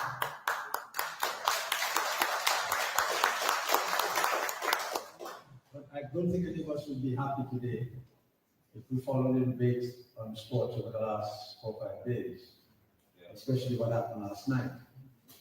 Of course, the debate on Q was about the question of who's to blame. Is it the associations and or actually made the important point about institutional development and the need for a national association. And clearly the associations have an important role to play. And in this particular case and the debate over the last few days and what happened last night, clearly points to the association needing to man up and tell the people of Dominica what went wrong, why our boys got stuck in Barbados and what happened last night. Anyway, the important thing I think for all of us here is that to be there Sunday to support the team against Jamaica. Jamaica is 55 in the world. We are 180 in the world. Guatemala 115 ranked in the world. All right, so we're facing a giant on Sunday. And it's important to encourage our boys so that they can do the best they can. But the institutional question is very critical because the question becomes, where does government fit in? I think Claudius touched on that very well. Clearly, government has to have the heart and soul of sports in mind in terms of what they do in the term of office. And the brother made a point about Woody Lawrence.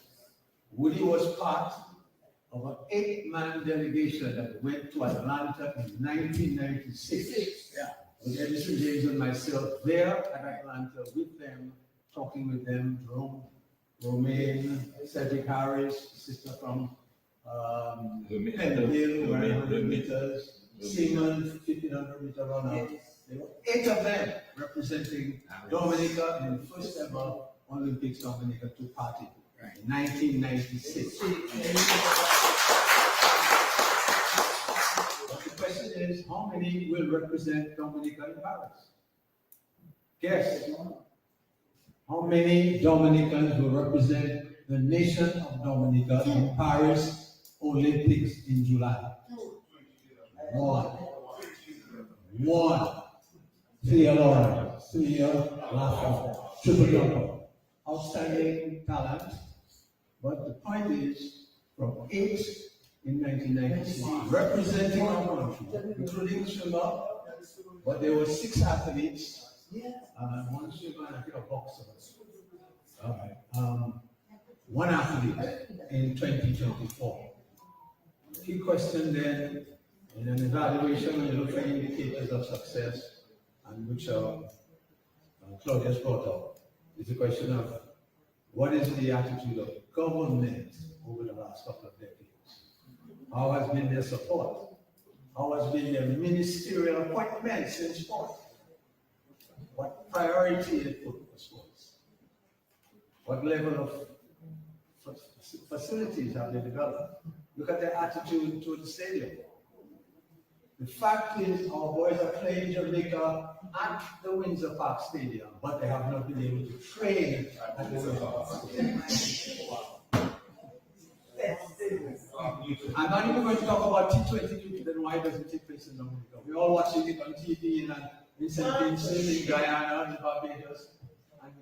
I'm not even going to talk about that. So the question is the attitude of government in terms of coordinating and supporting the institutional development that Washby talked about is key. And that starts at the top. Right? So that is a key thing for any future planning and sustainable development in the context of sports. So perhaps I've said enough. Thank you very much.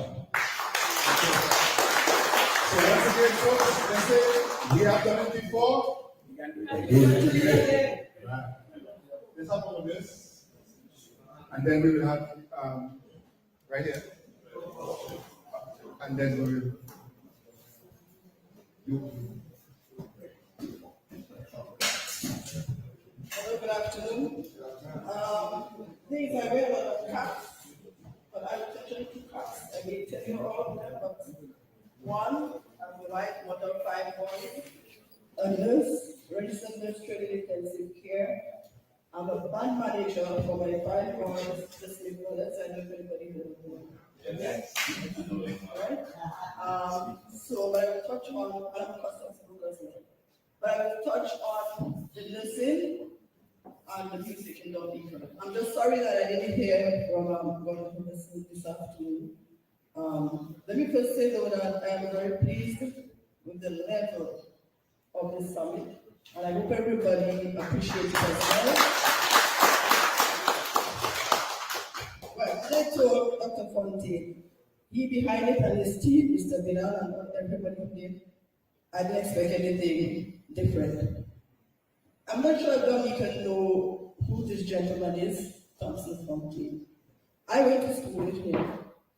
He's a humble soul, and this is why I appreciate him so much. I'm so proud of you. Okay? And Dominica need to elevate this time. Well done.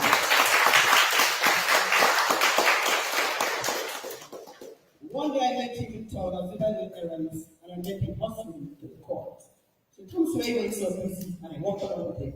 When Jonah going back to the court for the case, And I said to him, "Let me remember that Thompson, a man like you, the government should have you to assist you at this time, to assist them at this time, the state of the economy." I did economics as well, so we were in college as well. I did economics and accounting. I did accounting and economics biology. People wonder what mix was that. And then I got into nursing, which is my passion. I'm not there right now, but I'm still in private nursing. I work at intensive care unit and other ones. Okay? And I said to him, the government should have you to assist them, especially now in a failing economy as we have. Our economy is way down. So they shouldn't have you in a jail, a dirty jail, where you have to put your shoes to sit because it's cold, but then you remember the rats, you have to put back your shoe on. Okay? So we should be using this guy. A man is all about all in Sudan, assisting economies to get to a level, and here we are on the side.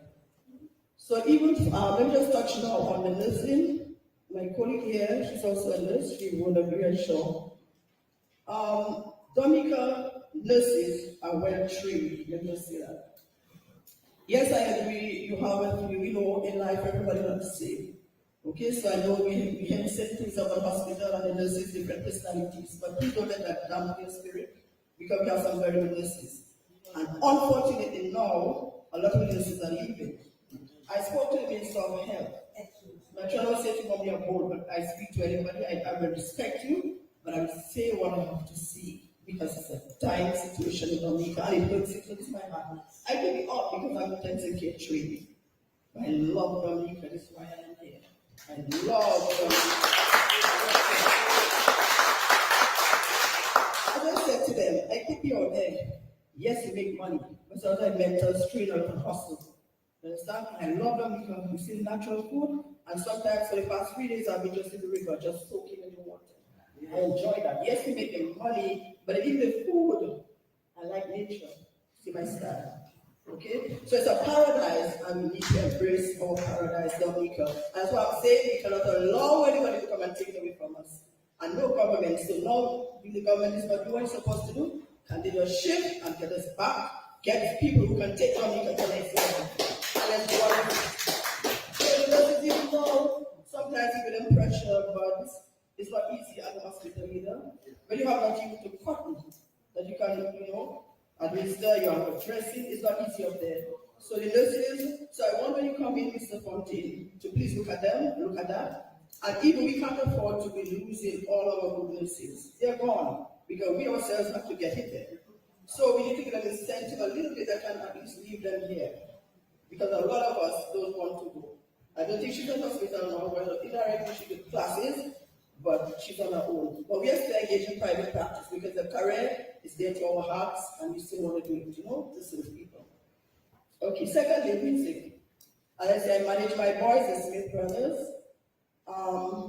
What I would like to see from music is something that can take Dominica. Even when I went to Jamaica to study, they say, "Why Dominica?" They know what Dominica is. Music is something that can take you on the map. I'm not sure you realize that. Music and sports. So I like when you come in and you assist them. If I know some persons who are actually in music have to travel, to play their music, sometimes they don't have a lot of time and that sort of thing. If they're working otherwise. So all that maybe could be working with policy. Another thing too, even if foreign artists come in, I have no problems with foreign artists. But one thing I noticed here, the locals, we need to get them up as well, because they also need money. So the locals, you always find they give like a big band in the studio, there's a big struggle to give them something reasonable. And we can pay 450,000 to the foreign. Don't get me wrong, I have no problem with them, but we need to support our local much more. So Mr. Fontaine, that's another one I can note in to take in music when you come into music, because that will help to take us on the map. Okay? Thank you.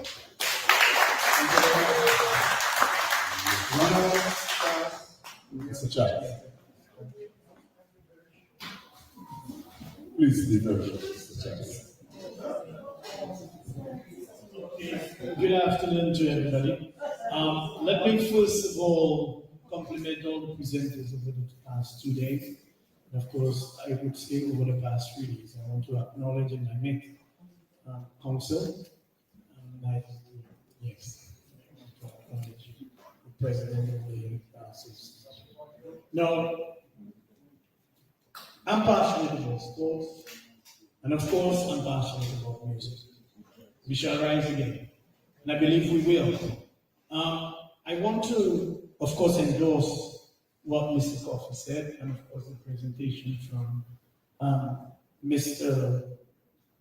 Salmon. All right? But what I think too, that is fundamental, is that we too, as a unit, as a community, as a people, must also go back into our community. Back into our communities and engage ourselves in what we call strategic help, or to bring us back together, especially when it relates, as it relates to sports. Dominica Cycling Association, we decided to do things differently. So, for example, we have organized a strategic plan for a couple of years to come, and we are seeing the fruits of that. All right, and that we have athletes now competing at a certain level. But believe you me, if the young people are able to get some guidance as to where they can go in this discipline, it can be difficult and challenging for them. The facilities that we have is, I mean, when we hear about the great sports persons like Pele used to play without shoes doing, and he became the best footballer in the world, right? But I think what is happening to our young people is exactly, I believe, how Samson said. You have athletes that are doing extremely well, and the motivation that they get, not even a good playing field to play on. I think that is the serious problem. I think that is what the Economic Forum is going to take all these ideas and put machinery in place so that we can develop this thing. Because you've heard over the past few days, it's not going to be about talk, and we have to implement things and we have to do what we have to do as a nation. As it relates to music, I endorse young ladies' views on it. I believe these two industries can help develop our young people. I think every time people think of careers, they normally say, well, they're a doctor or a lawyer. That doesn't mean I'm going to, move away from my professions. But what I'm saying is, supporting opportunities and that of music is fundamental for development of our young people, where they can become millionaires. And that is what we have to instill in them and make them understand that those areas are good areas of self-motivation, determination to get to them. Thank you for the opportunity. It's also very shocking for development of our nation, our people, our tranquility, our dignity. Anita mentioned something in passing, she would spend time on it, but she mentioned about these different things on the offer is barbecue, and we have to raise the level. We have to get back to the country where there's an opportunity for wholesome recreation, also that we grow the industries as well. There's also conviction you can offer this to our business. Gillian? Yes, Mrs. I want to thank you for your work because it's a shame. Some of the places that you say I didn't know it, I'm so sorry. Even we talk about the rivers and the waterfalls. I mean, I did ask my uncle, hey, is this place you're talking about? I don't know. So thank you for this information. What about the gardens? I was watching a documentary once about Dubai, and I see how this place just turned from a desert to a luxurious place. But what stood me more is the garden, or they transform a place into such a garden, or a botanical garden. And I'm saying, look at how we have a garden already. And here you talk about waterfall and the Dubai had some beautiful flowers and water features and restaurants and cultural things. And that just, like Bob said, that would be so lovely if that, I mean, not exactly what Dubai had, but what we have already as a garden, and our water features and restaurants, and where people can bring their children and tables and chairs and sit down and music, cultural, and like I said, as you talk about the waterfalls, that was a thought. So I would love to see that, and my children will see those things. Even include as a child, growing up watching cultural things in Parish Hall. At the time, Parish Hall had a stage, and there was, and I'm saying, and they used to have fairs. Used to have, you were so much fairs and right, and there was talking turkey. I loved that as a child. And again, my children don't know those things. And it would be nice that, we really bring back those things. And especially the theater, drama. I so enjoyed that as growing up, laughing. Some of them become Creole, I don't understand. At least I get the concept of what they were saying. So that'll be nice to see, according to Lady before I die. I don't know, but anyway. But I would like, especially my children, to have a memory of something. Yeah, Dominica.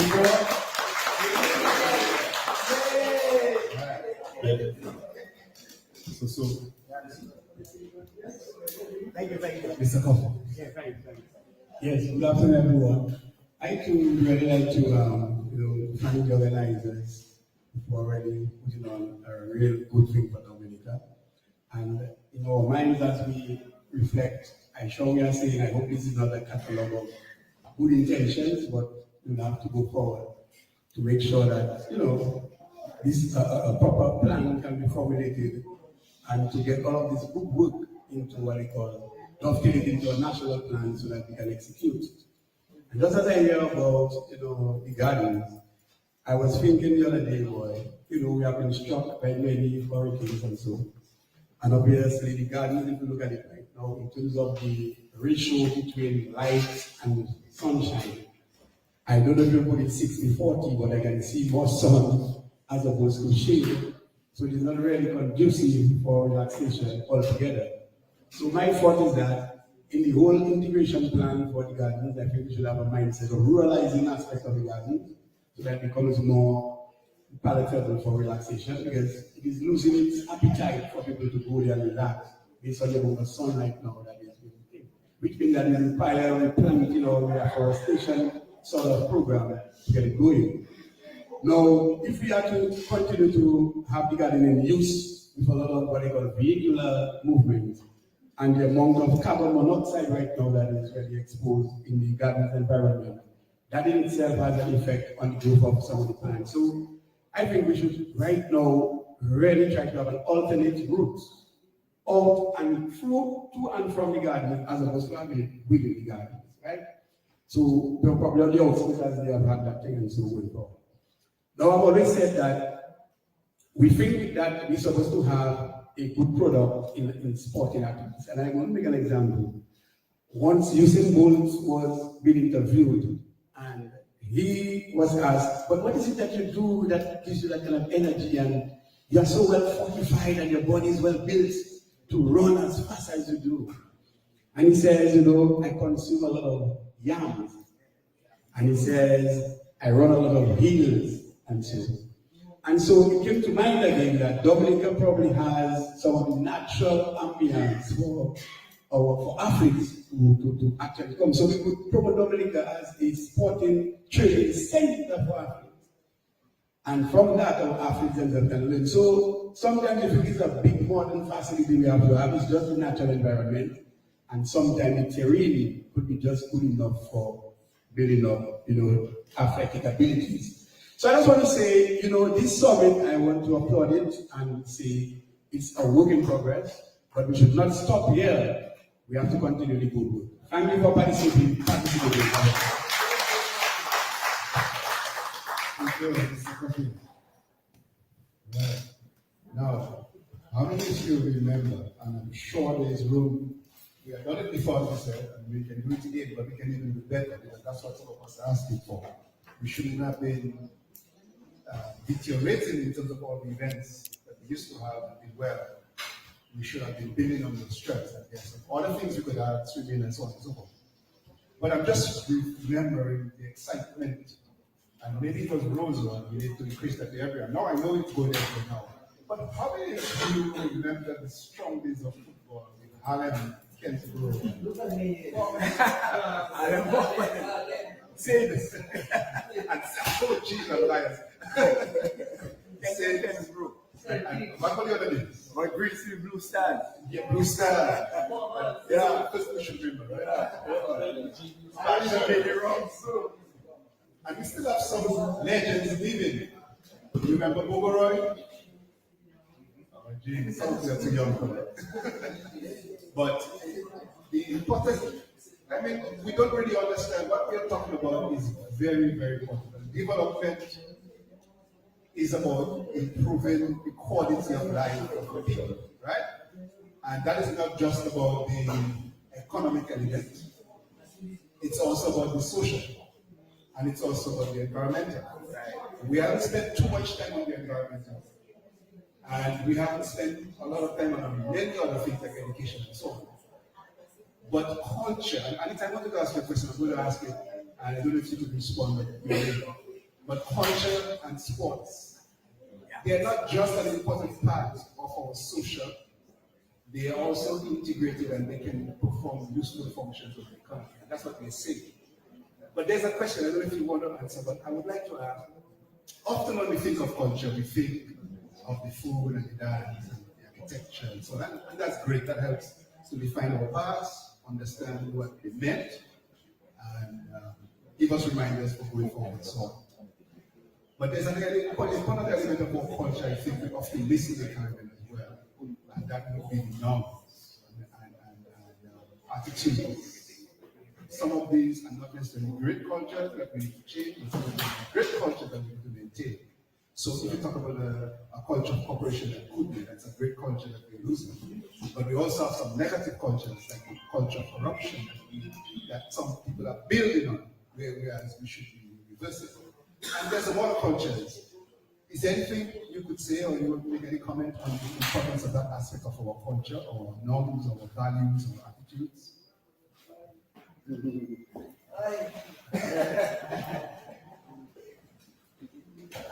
Not only that, but I think our culture is a way of life of a people.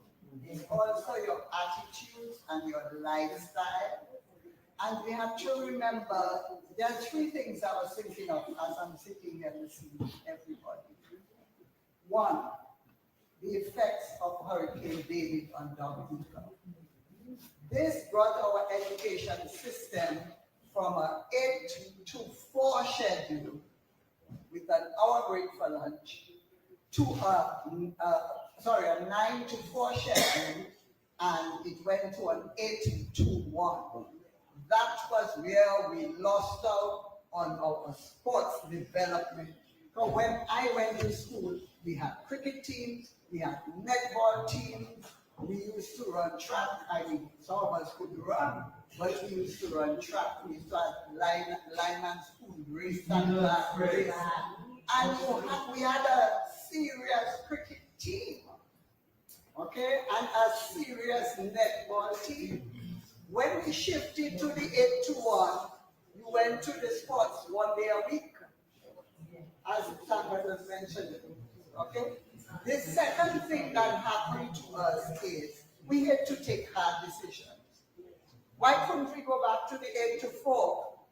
Because the teachers were saying, oh, but I want to do the 9 to 4. Oh, I am not working. When we used to teach, I used to teach, that was my first job, okay? I taught first form. Then, as a 16-year-old, they put me to teach math in 5th form, okay? Because I was good at it. So I was teaching 5th formers. I wasn't trained, but luckily I had a natural talent, which won me a scholarship to go and study. But we don't understand what happened during that period. So we lost that time. Teachers refused to go back to work from 8 to 4. How can you tell me you refuse to go back from 8 to 4?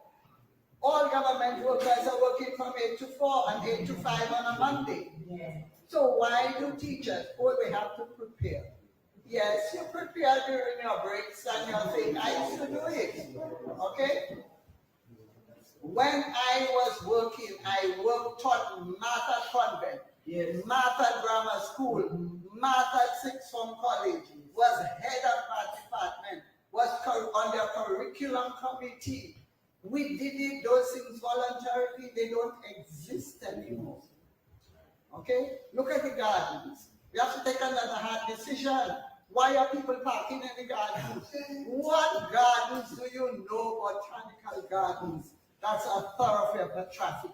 Yes. Okay? Let us take the decision. Put the road at the back. Create the waterfall over the road. We have Chinese build waterfalls, the most beautiful waterfalls in the world. You see in China. Okay, why we can't get them to have the road pass below and a waterfall come over it and get the road toward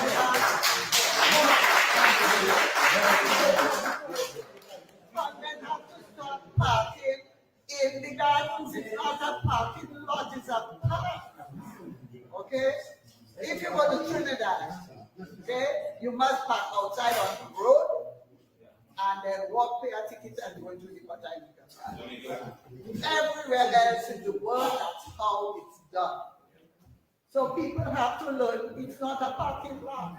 So these hard decisions have to be taken.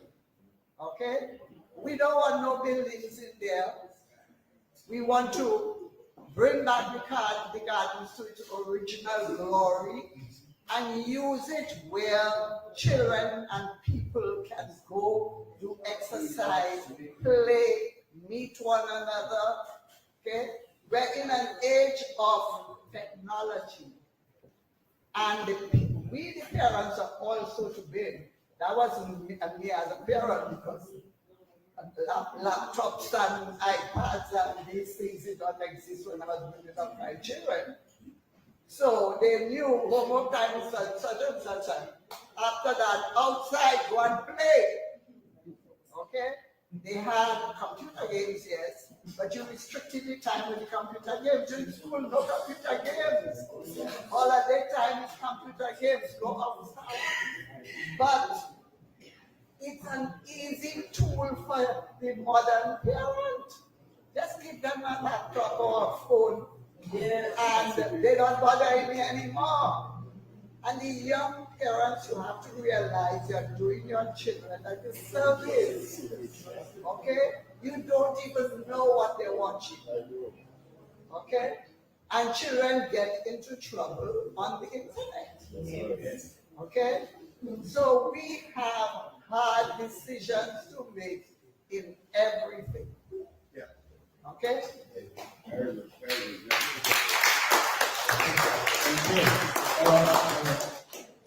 Yes, thank you, Mr. Vidal.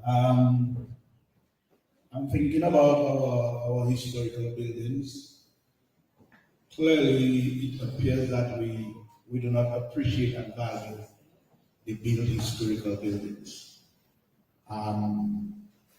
She spoke about the house of, as it's not there, but we all know that property.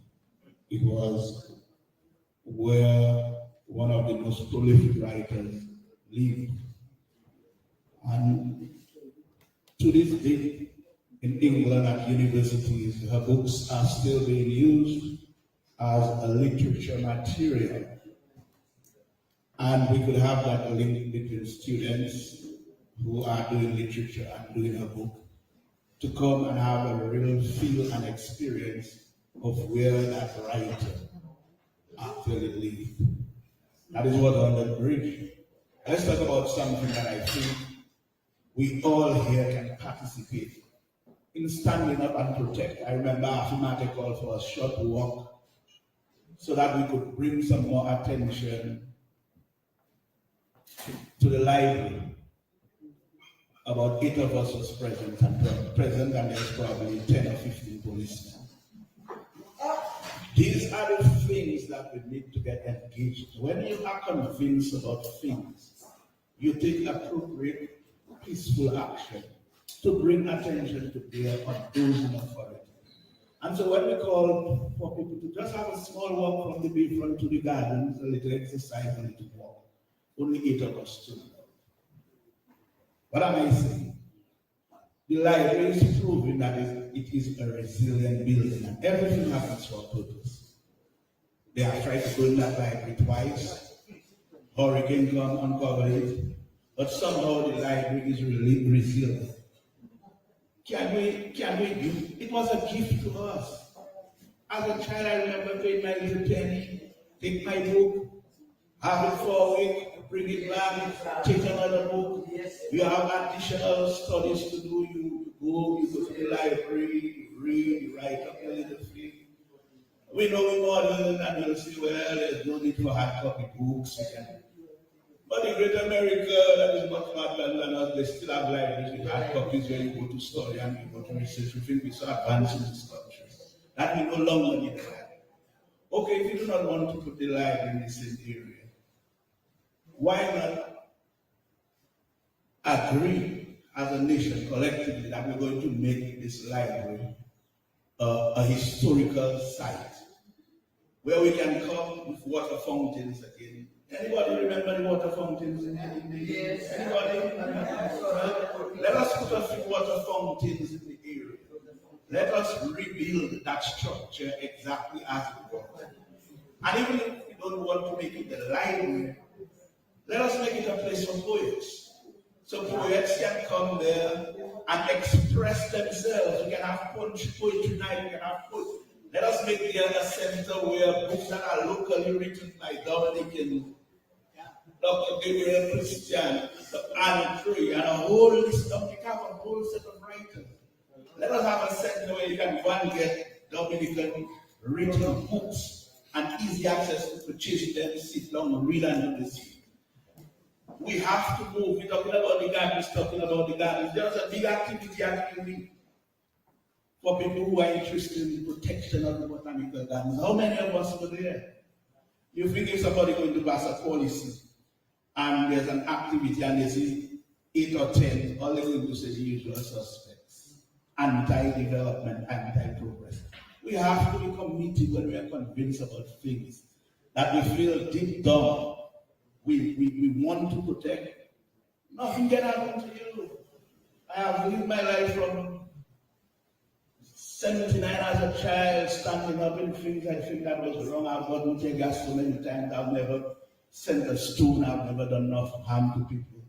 But whatever moral conviction I have, I take action. And whether it's 5 or 6, if I'm convinced that I should be there, I'm there. And so we must understand that as a people, we have an influence on those people making decisions. And what will make them respect us more is when we feel passionate and sufficiently convinced about any particular situation. If we stand, then there's going to be refuge. And so, I'm not talking on no library committee or nothing, but anytime we hear nothing about that library building, let us be advocates to tell them, no, this is one of, and all our traditional buildings in Roseville are disappearing. I saw them tear down the house of one of our first presidents. First it was Mr. Simmons. Couldn't we as government who believe in heritage buildings in Roseville purchase that building? And let us have it as a place that all our past presidents can be displayed. And a write-up about them, a history of their family, where they grew. So people who want to know about our past presidents, they could go there, see their pictures, see their books, see a write-up on them, and have an experience so that this could be actually a tourism product right in Roseville. All tourism products will have to be out of Roseville. Roseville would have its own tourism project, apart from the botanical gardens, apart from the monuments. We could have other historic buildings.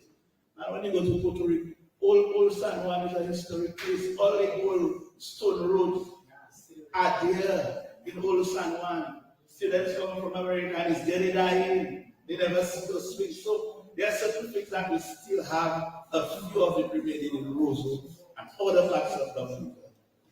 That if we want our grandchildren to have an idea of how Dominica really is, apart from reading it in a book, let us protect it so that they can have a real physical life experience about those buildings.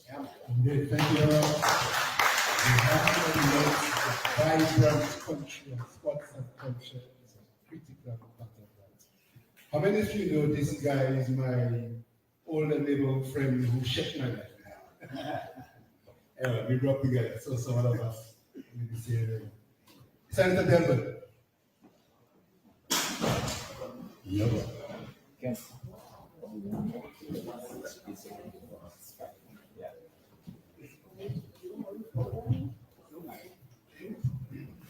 Good afternoon, everyone.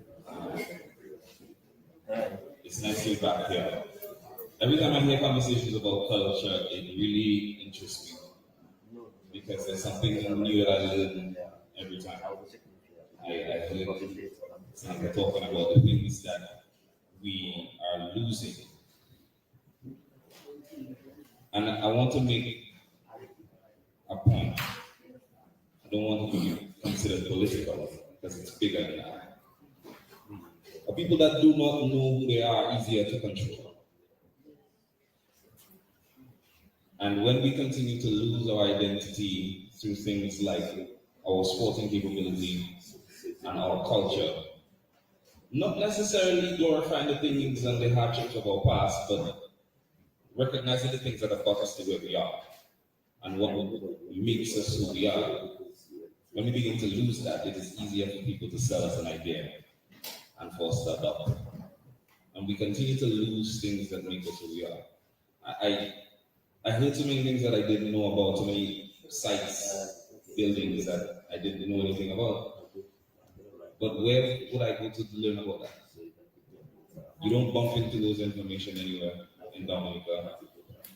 I studied in Jamaica and everything is a heritage site. You just spoke about the first president's house. Bob Marley's house is a museum. Nobody lives there, but down to his old pants is there in a glass case.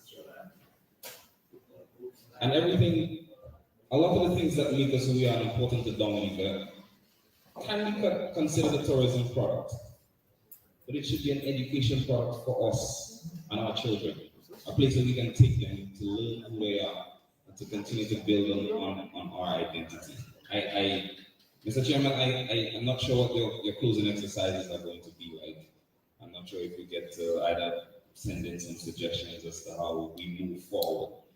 But one of the things we can do for ourselves as a people, even coming out of this summit, is start volunteering to teach our young people the dances. We can come together and create a little school or after school program and give it some volume. Maybe we can speak about those things on the radio so we can find a way to support, because I can't do any of the dances. But I can tell somebody that you are doing the dance classes, and maybe I can bring my daughter to the dance classes and learn something. And it's not about removing the responsibility from the administration and people who are supposed to do things, but we cannot neglect the fact that we can do some things for ourselves. Maybe we can put a group together or put something together or a quarterly gathering where we visit a historic site. Just together, there's people coming together, we carpool and we go to a historic site. We go to the gardens, we do something. We get the literature and we revive our identity so that we remember who we are. And that some of us who are young parents, who don't know much about our culture and our heritage, can teach it to our children. Sure. So that we can remember who we are and we're less easy to control. And we can make decisions for ourselves. Thank you. Thank you. Okay, we're going to give this gentleman 1 minute to say a little something, but we have to close. Unless you want to stay on the 6 o'clock. All right. Okay. People stay.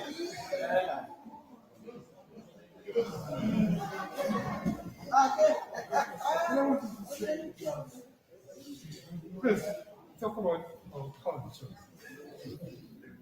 Music, painting, dance.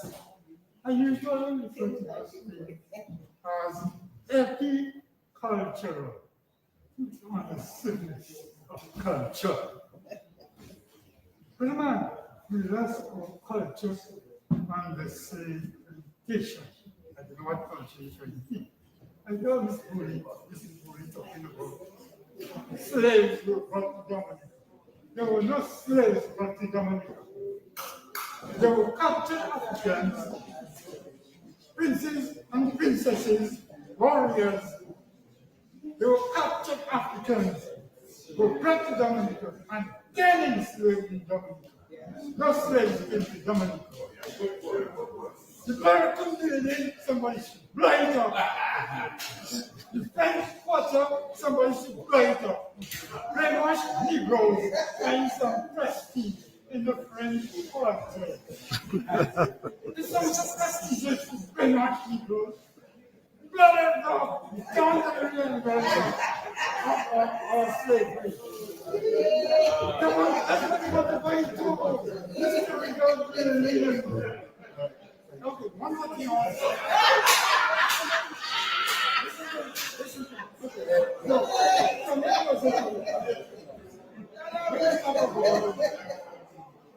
cultural transformation and attitude. Grew up to 1950s, let us see. Dominica was English. Dominica was Catholic, and these were important factors in our daily life and our culture. Catholic Church dominated the rhythm of life in Dominica. Most of our early education was in Catholic schools. Catholic Church dominated the rhythm of life in Dominica. Then we had colonial structures. When I grew up, used to talk about government as La Colonie. La colonie, yes. Comment on la colonie road? Comment on la colonie pipe? La colonie. No.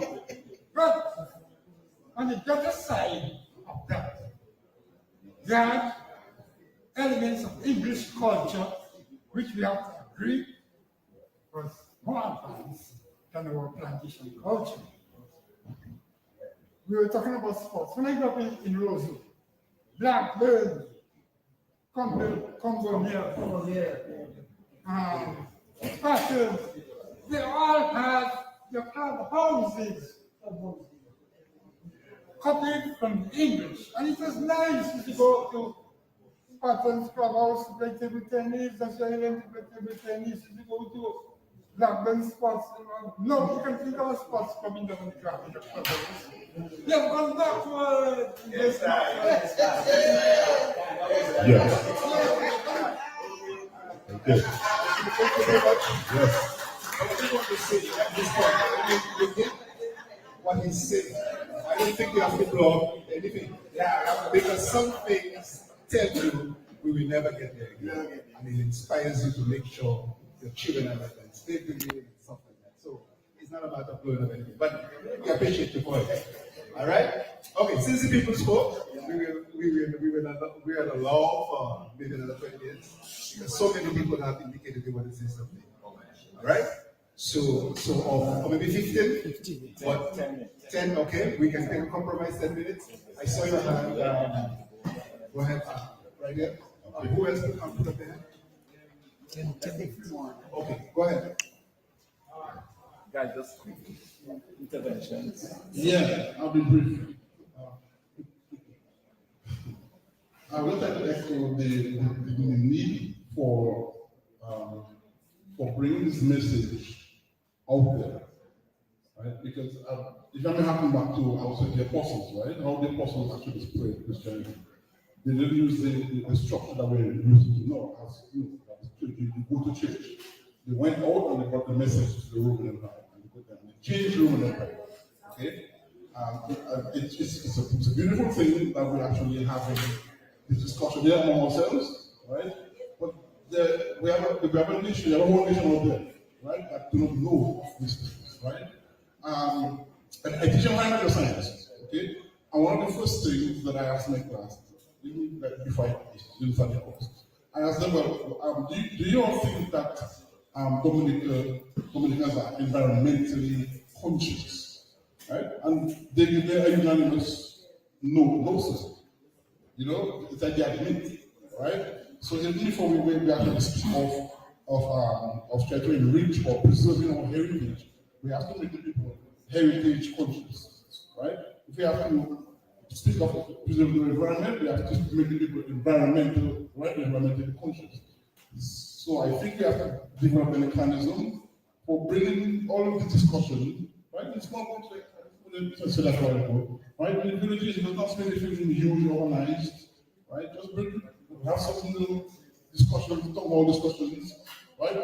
About these topics in the neighborhood, because I'm sure there are very many people in Apple things who don't know the plight of the gardens, they don't know the plight of the library, they don't know the plight of the other project. They do not know, it's not their fault, right? So they have to be made conscious of these things. Okay, thank you very much. Thank you. Thank you very much. Okay, since the ERC is one of the sponsors of this, I just want to read something from the ERC. And since Errol made a great contribution a while ago about the need in a non-violent way to let the voice be heard, right? Now, the ERC has declared the month of June 2024 as the ultimate battle for electoral reform. Okay? And a number of things have been planned, but you will hear more about it, but I want to invite you to listen on Saturday, this Saturday, on there's an important program that Applewire is on there, and among other members of the ERC, we'll be talking about, and everybody by now knows what's going on in Malaysia. We know about the draft bills, and as far as we are the unacceptability of the draft bills as they are now. So to hear more about that, we invite you to listen on Saturday. Everybody tune. There are many people online listening. We all want to tune because we have to save our country. And again, we have done it before. We can do it again. So we've got to get involved. We all have to stand. We have to get better governance in this land. And to answer Delbert's question, part of the thing is we've got to prepare for better governance, yes. But there are some things we've got to begin to do now. And once again, you are laying out some suggestions. We have said that throughout, that there are some things we can do to change now. We mentioned yesterday how the construction group participated and did things to move the needle. That's an example of it. This morning we spoke about how there's opportunity and possibility in the area of knowledge industry. We were focusing more on digital economy anyway. But there's opportunity there, even in spite of government to do something. You are just suggesting now that in the area of culture, in spite of the lack of interest elsewhere, there may be some things we can do. So in going forward from here, we already mentioned this morning that one of the things that Liz and John is interested in, and I'm pretty sure UWP has something also planned, but in cooperation, is to put a lot of this in writing as a national development plan, and as an all of us kind of plan, okay? So certainly, but one of the things that I think we also have to do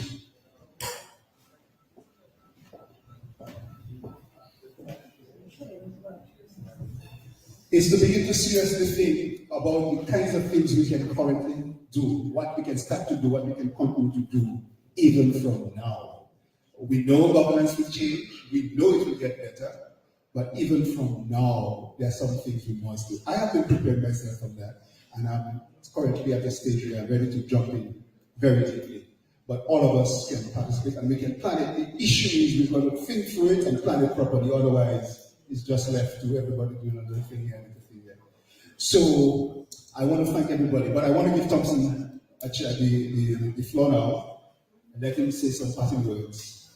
And I have been so grateful for the opportunity to participate here, but it's all of us in this, all right?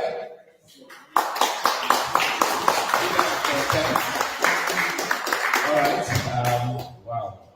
So we are at the end of what has been truly 3 great days, and I really want to thank all of you.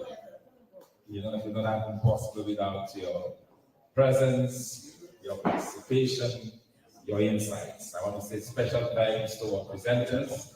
This is Bully Winsworth. You know, Winsworth came all the way from Atlanta just for this.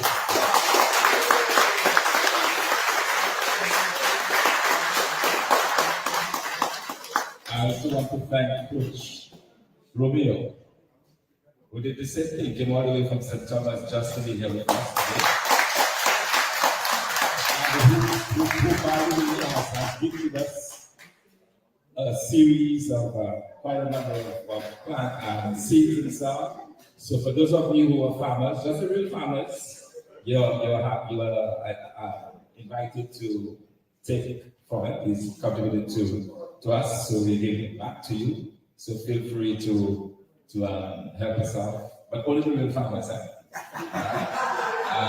So we want to thank every single person who contributed. Of course, I want to say thanks to Mr. Paris there, who contributed yesterday, and of course our online presenters, Dexter Newton. Also, we had yesterday, we had Dr. Lloyd, we also had Alex Bruno, and David Turner, and of course, Errol Manuel, John Robin, Dr. Pascal, all right, Dr. Pascal, Mr. Henderson, all right, I think we covered everybody, and and everybody who contributed, who provided inputs. We are planning forward. Okay? We are literally planning forward. The ideas that came out of this summit, the work that went into it. I also want to say a very special thanks to Senior and Joseph for really helping us through this.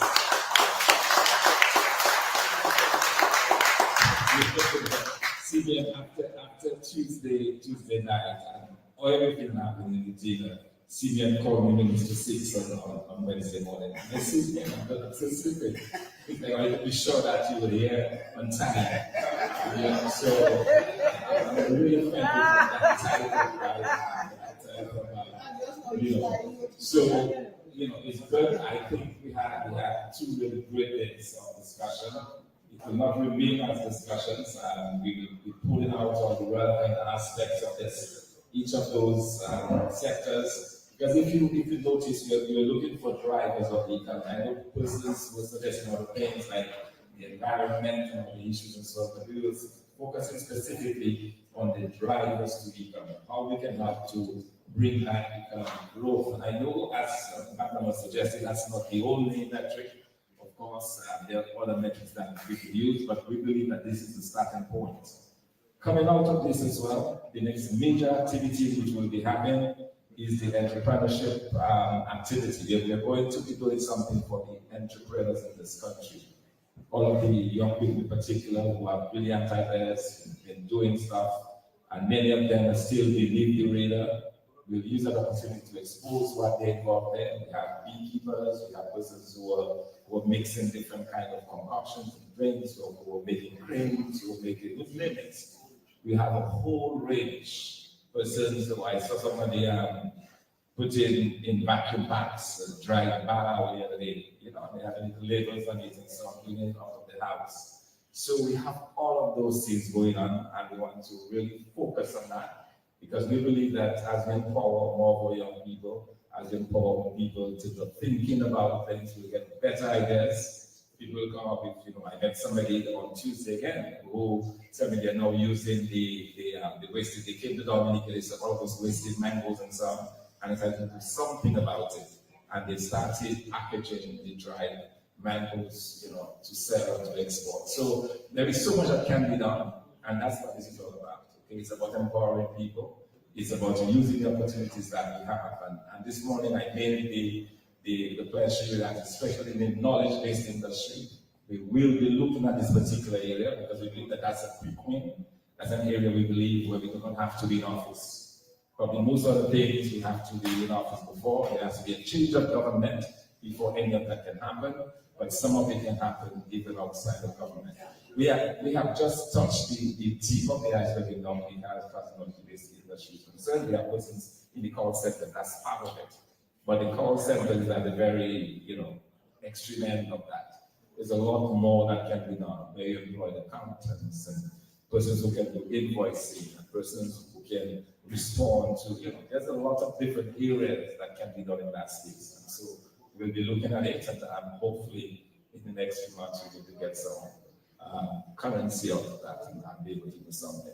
All right, I know we've been here long enough, and I have been in sports for about 6 o'clock. So let me thank all of you.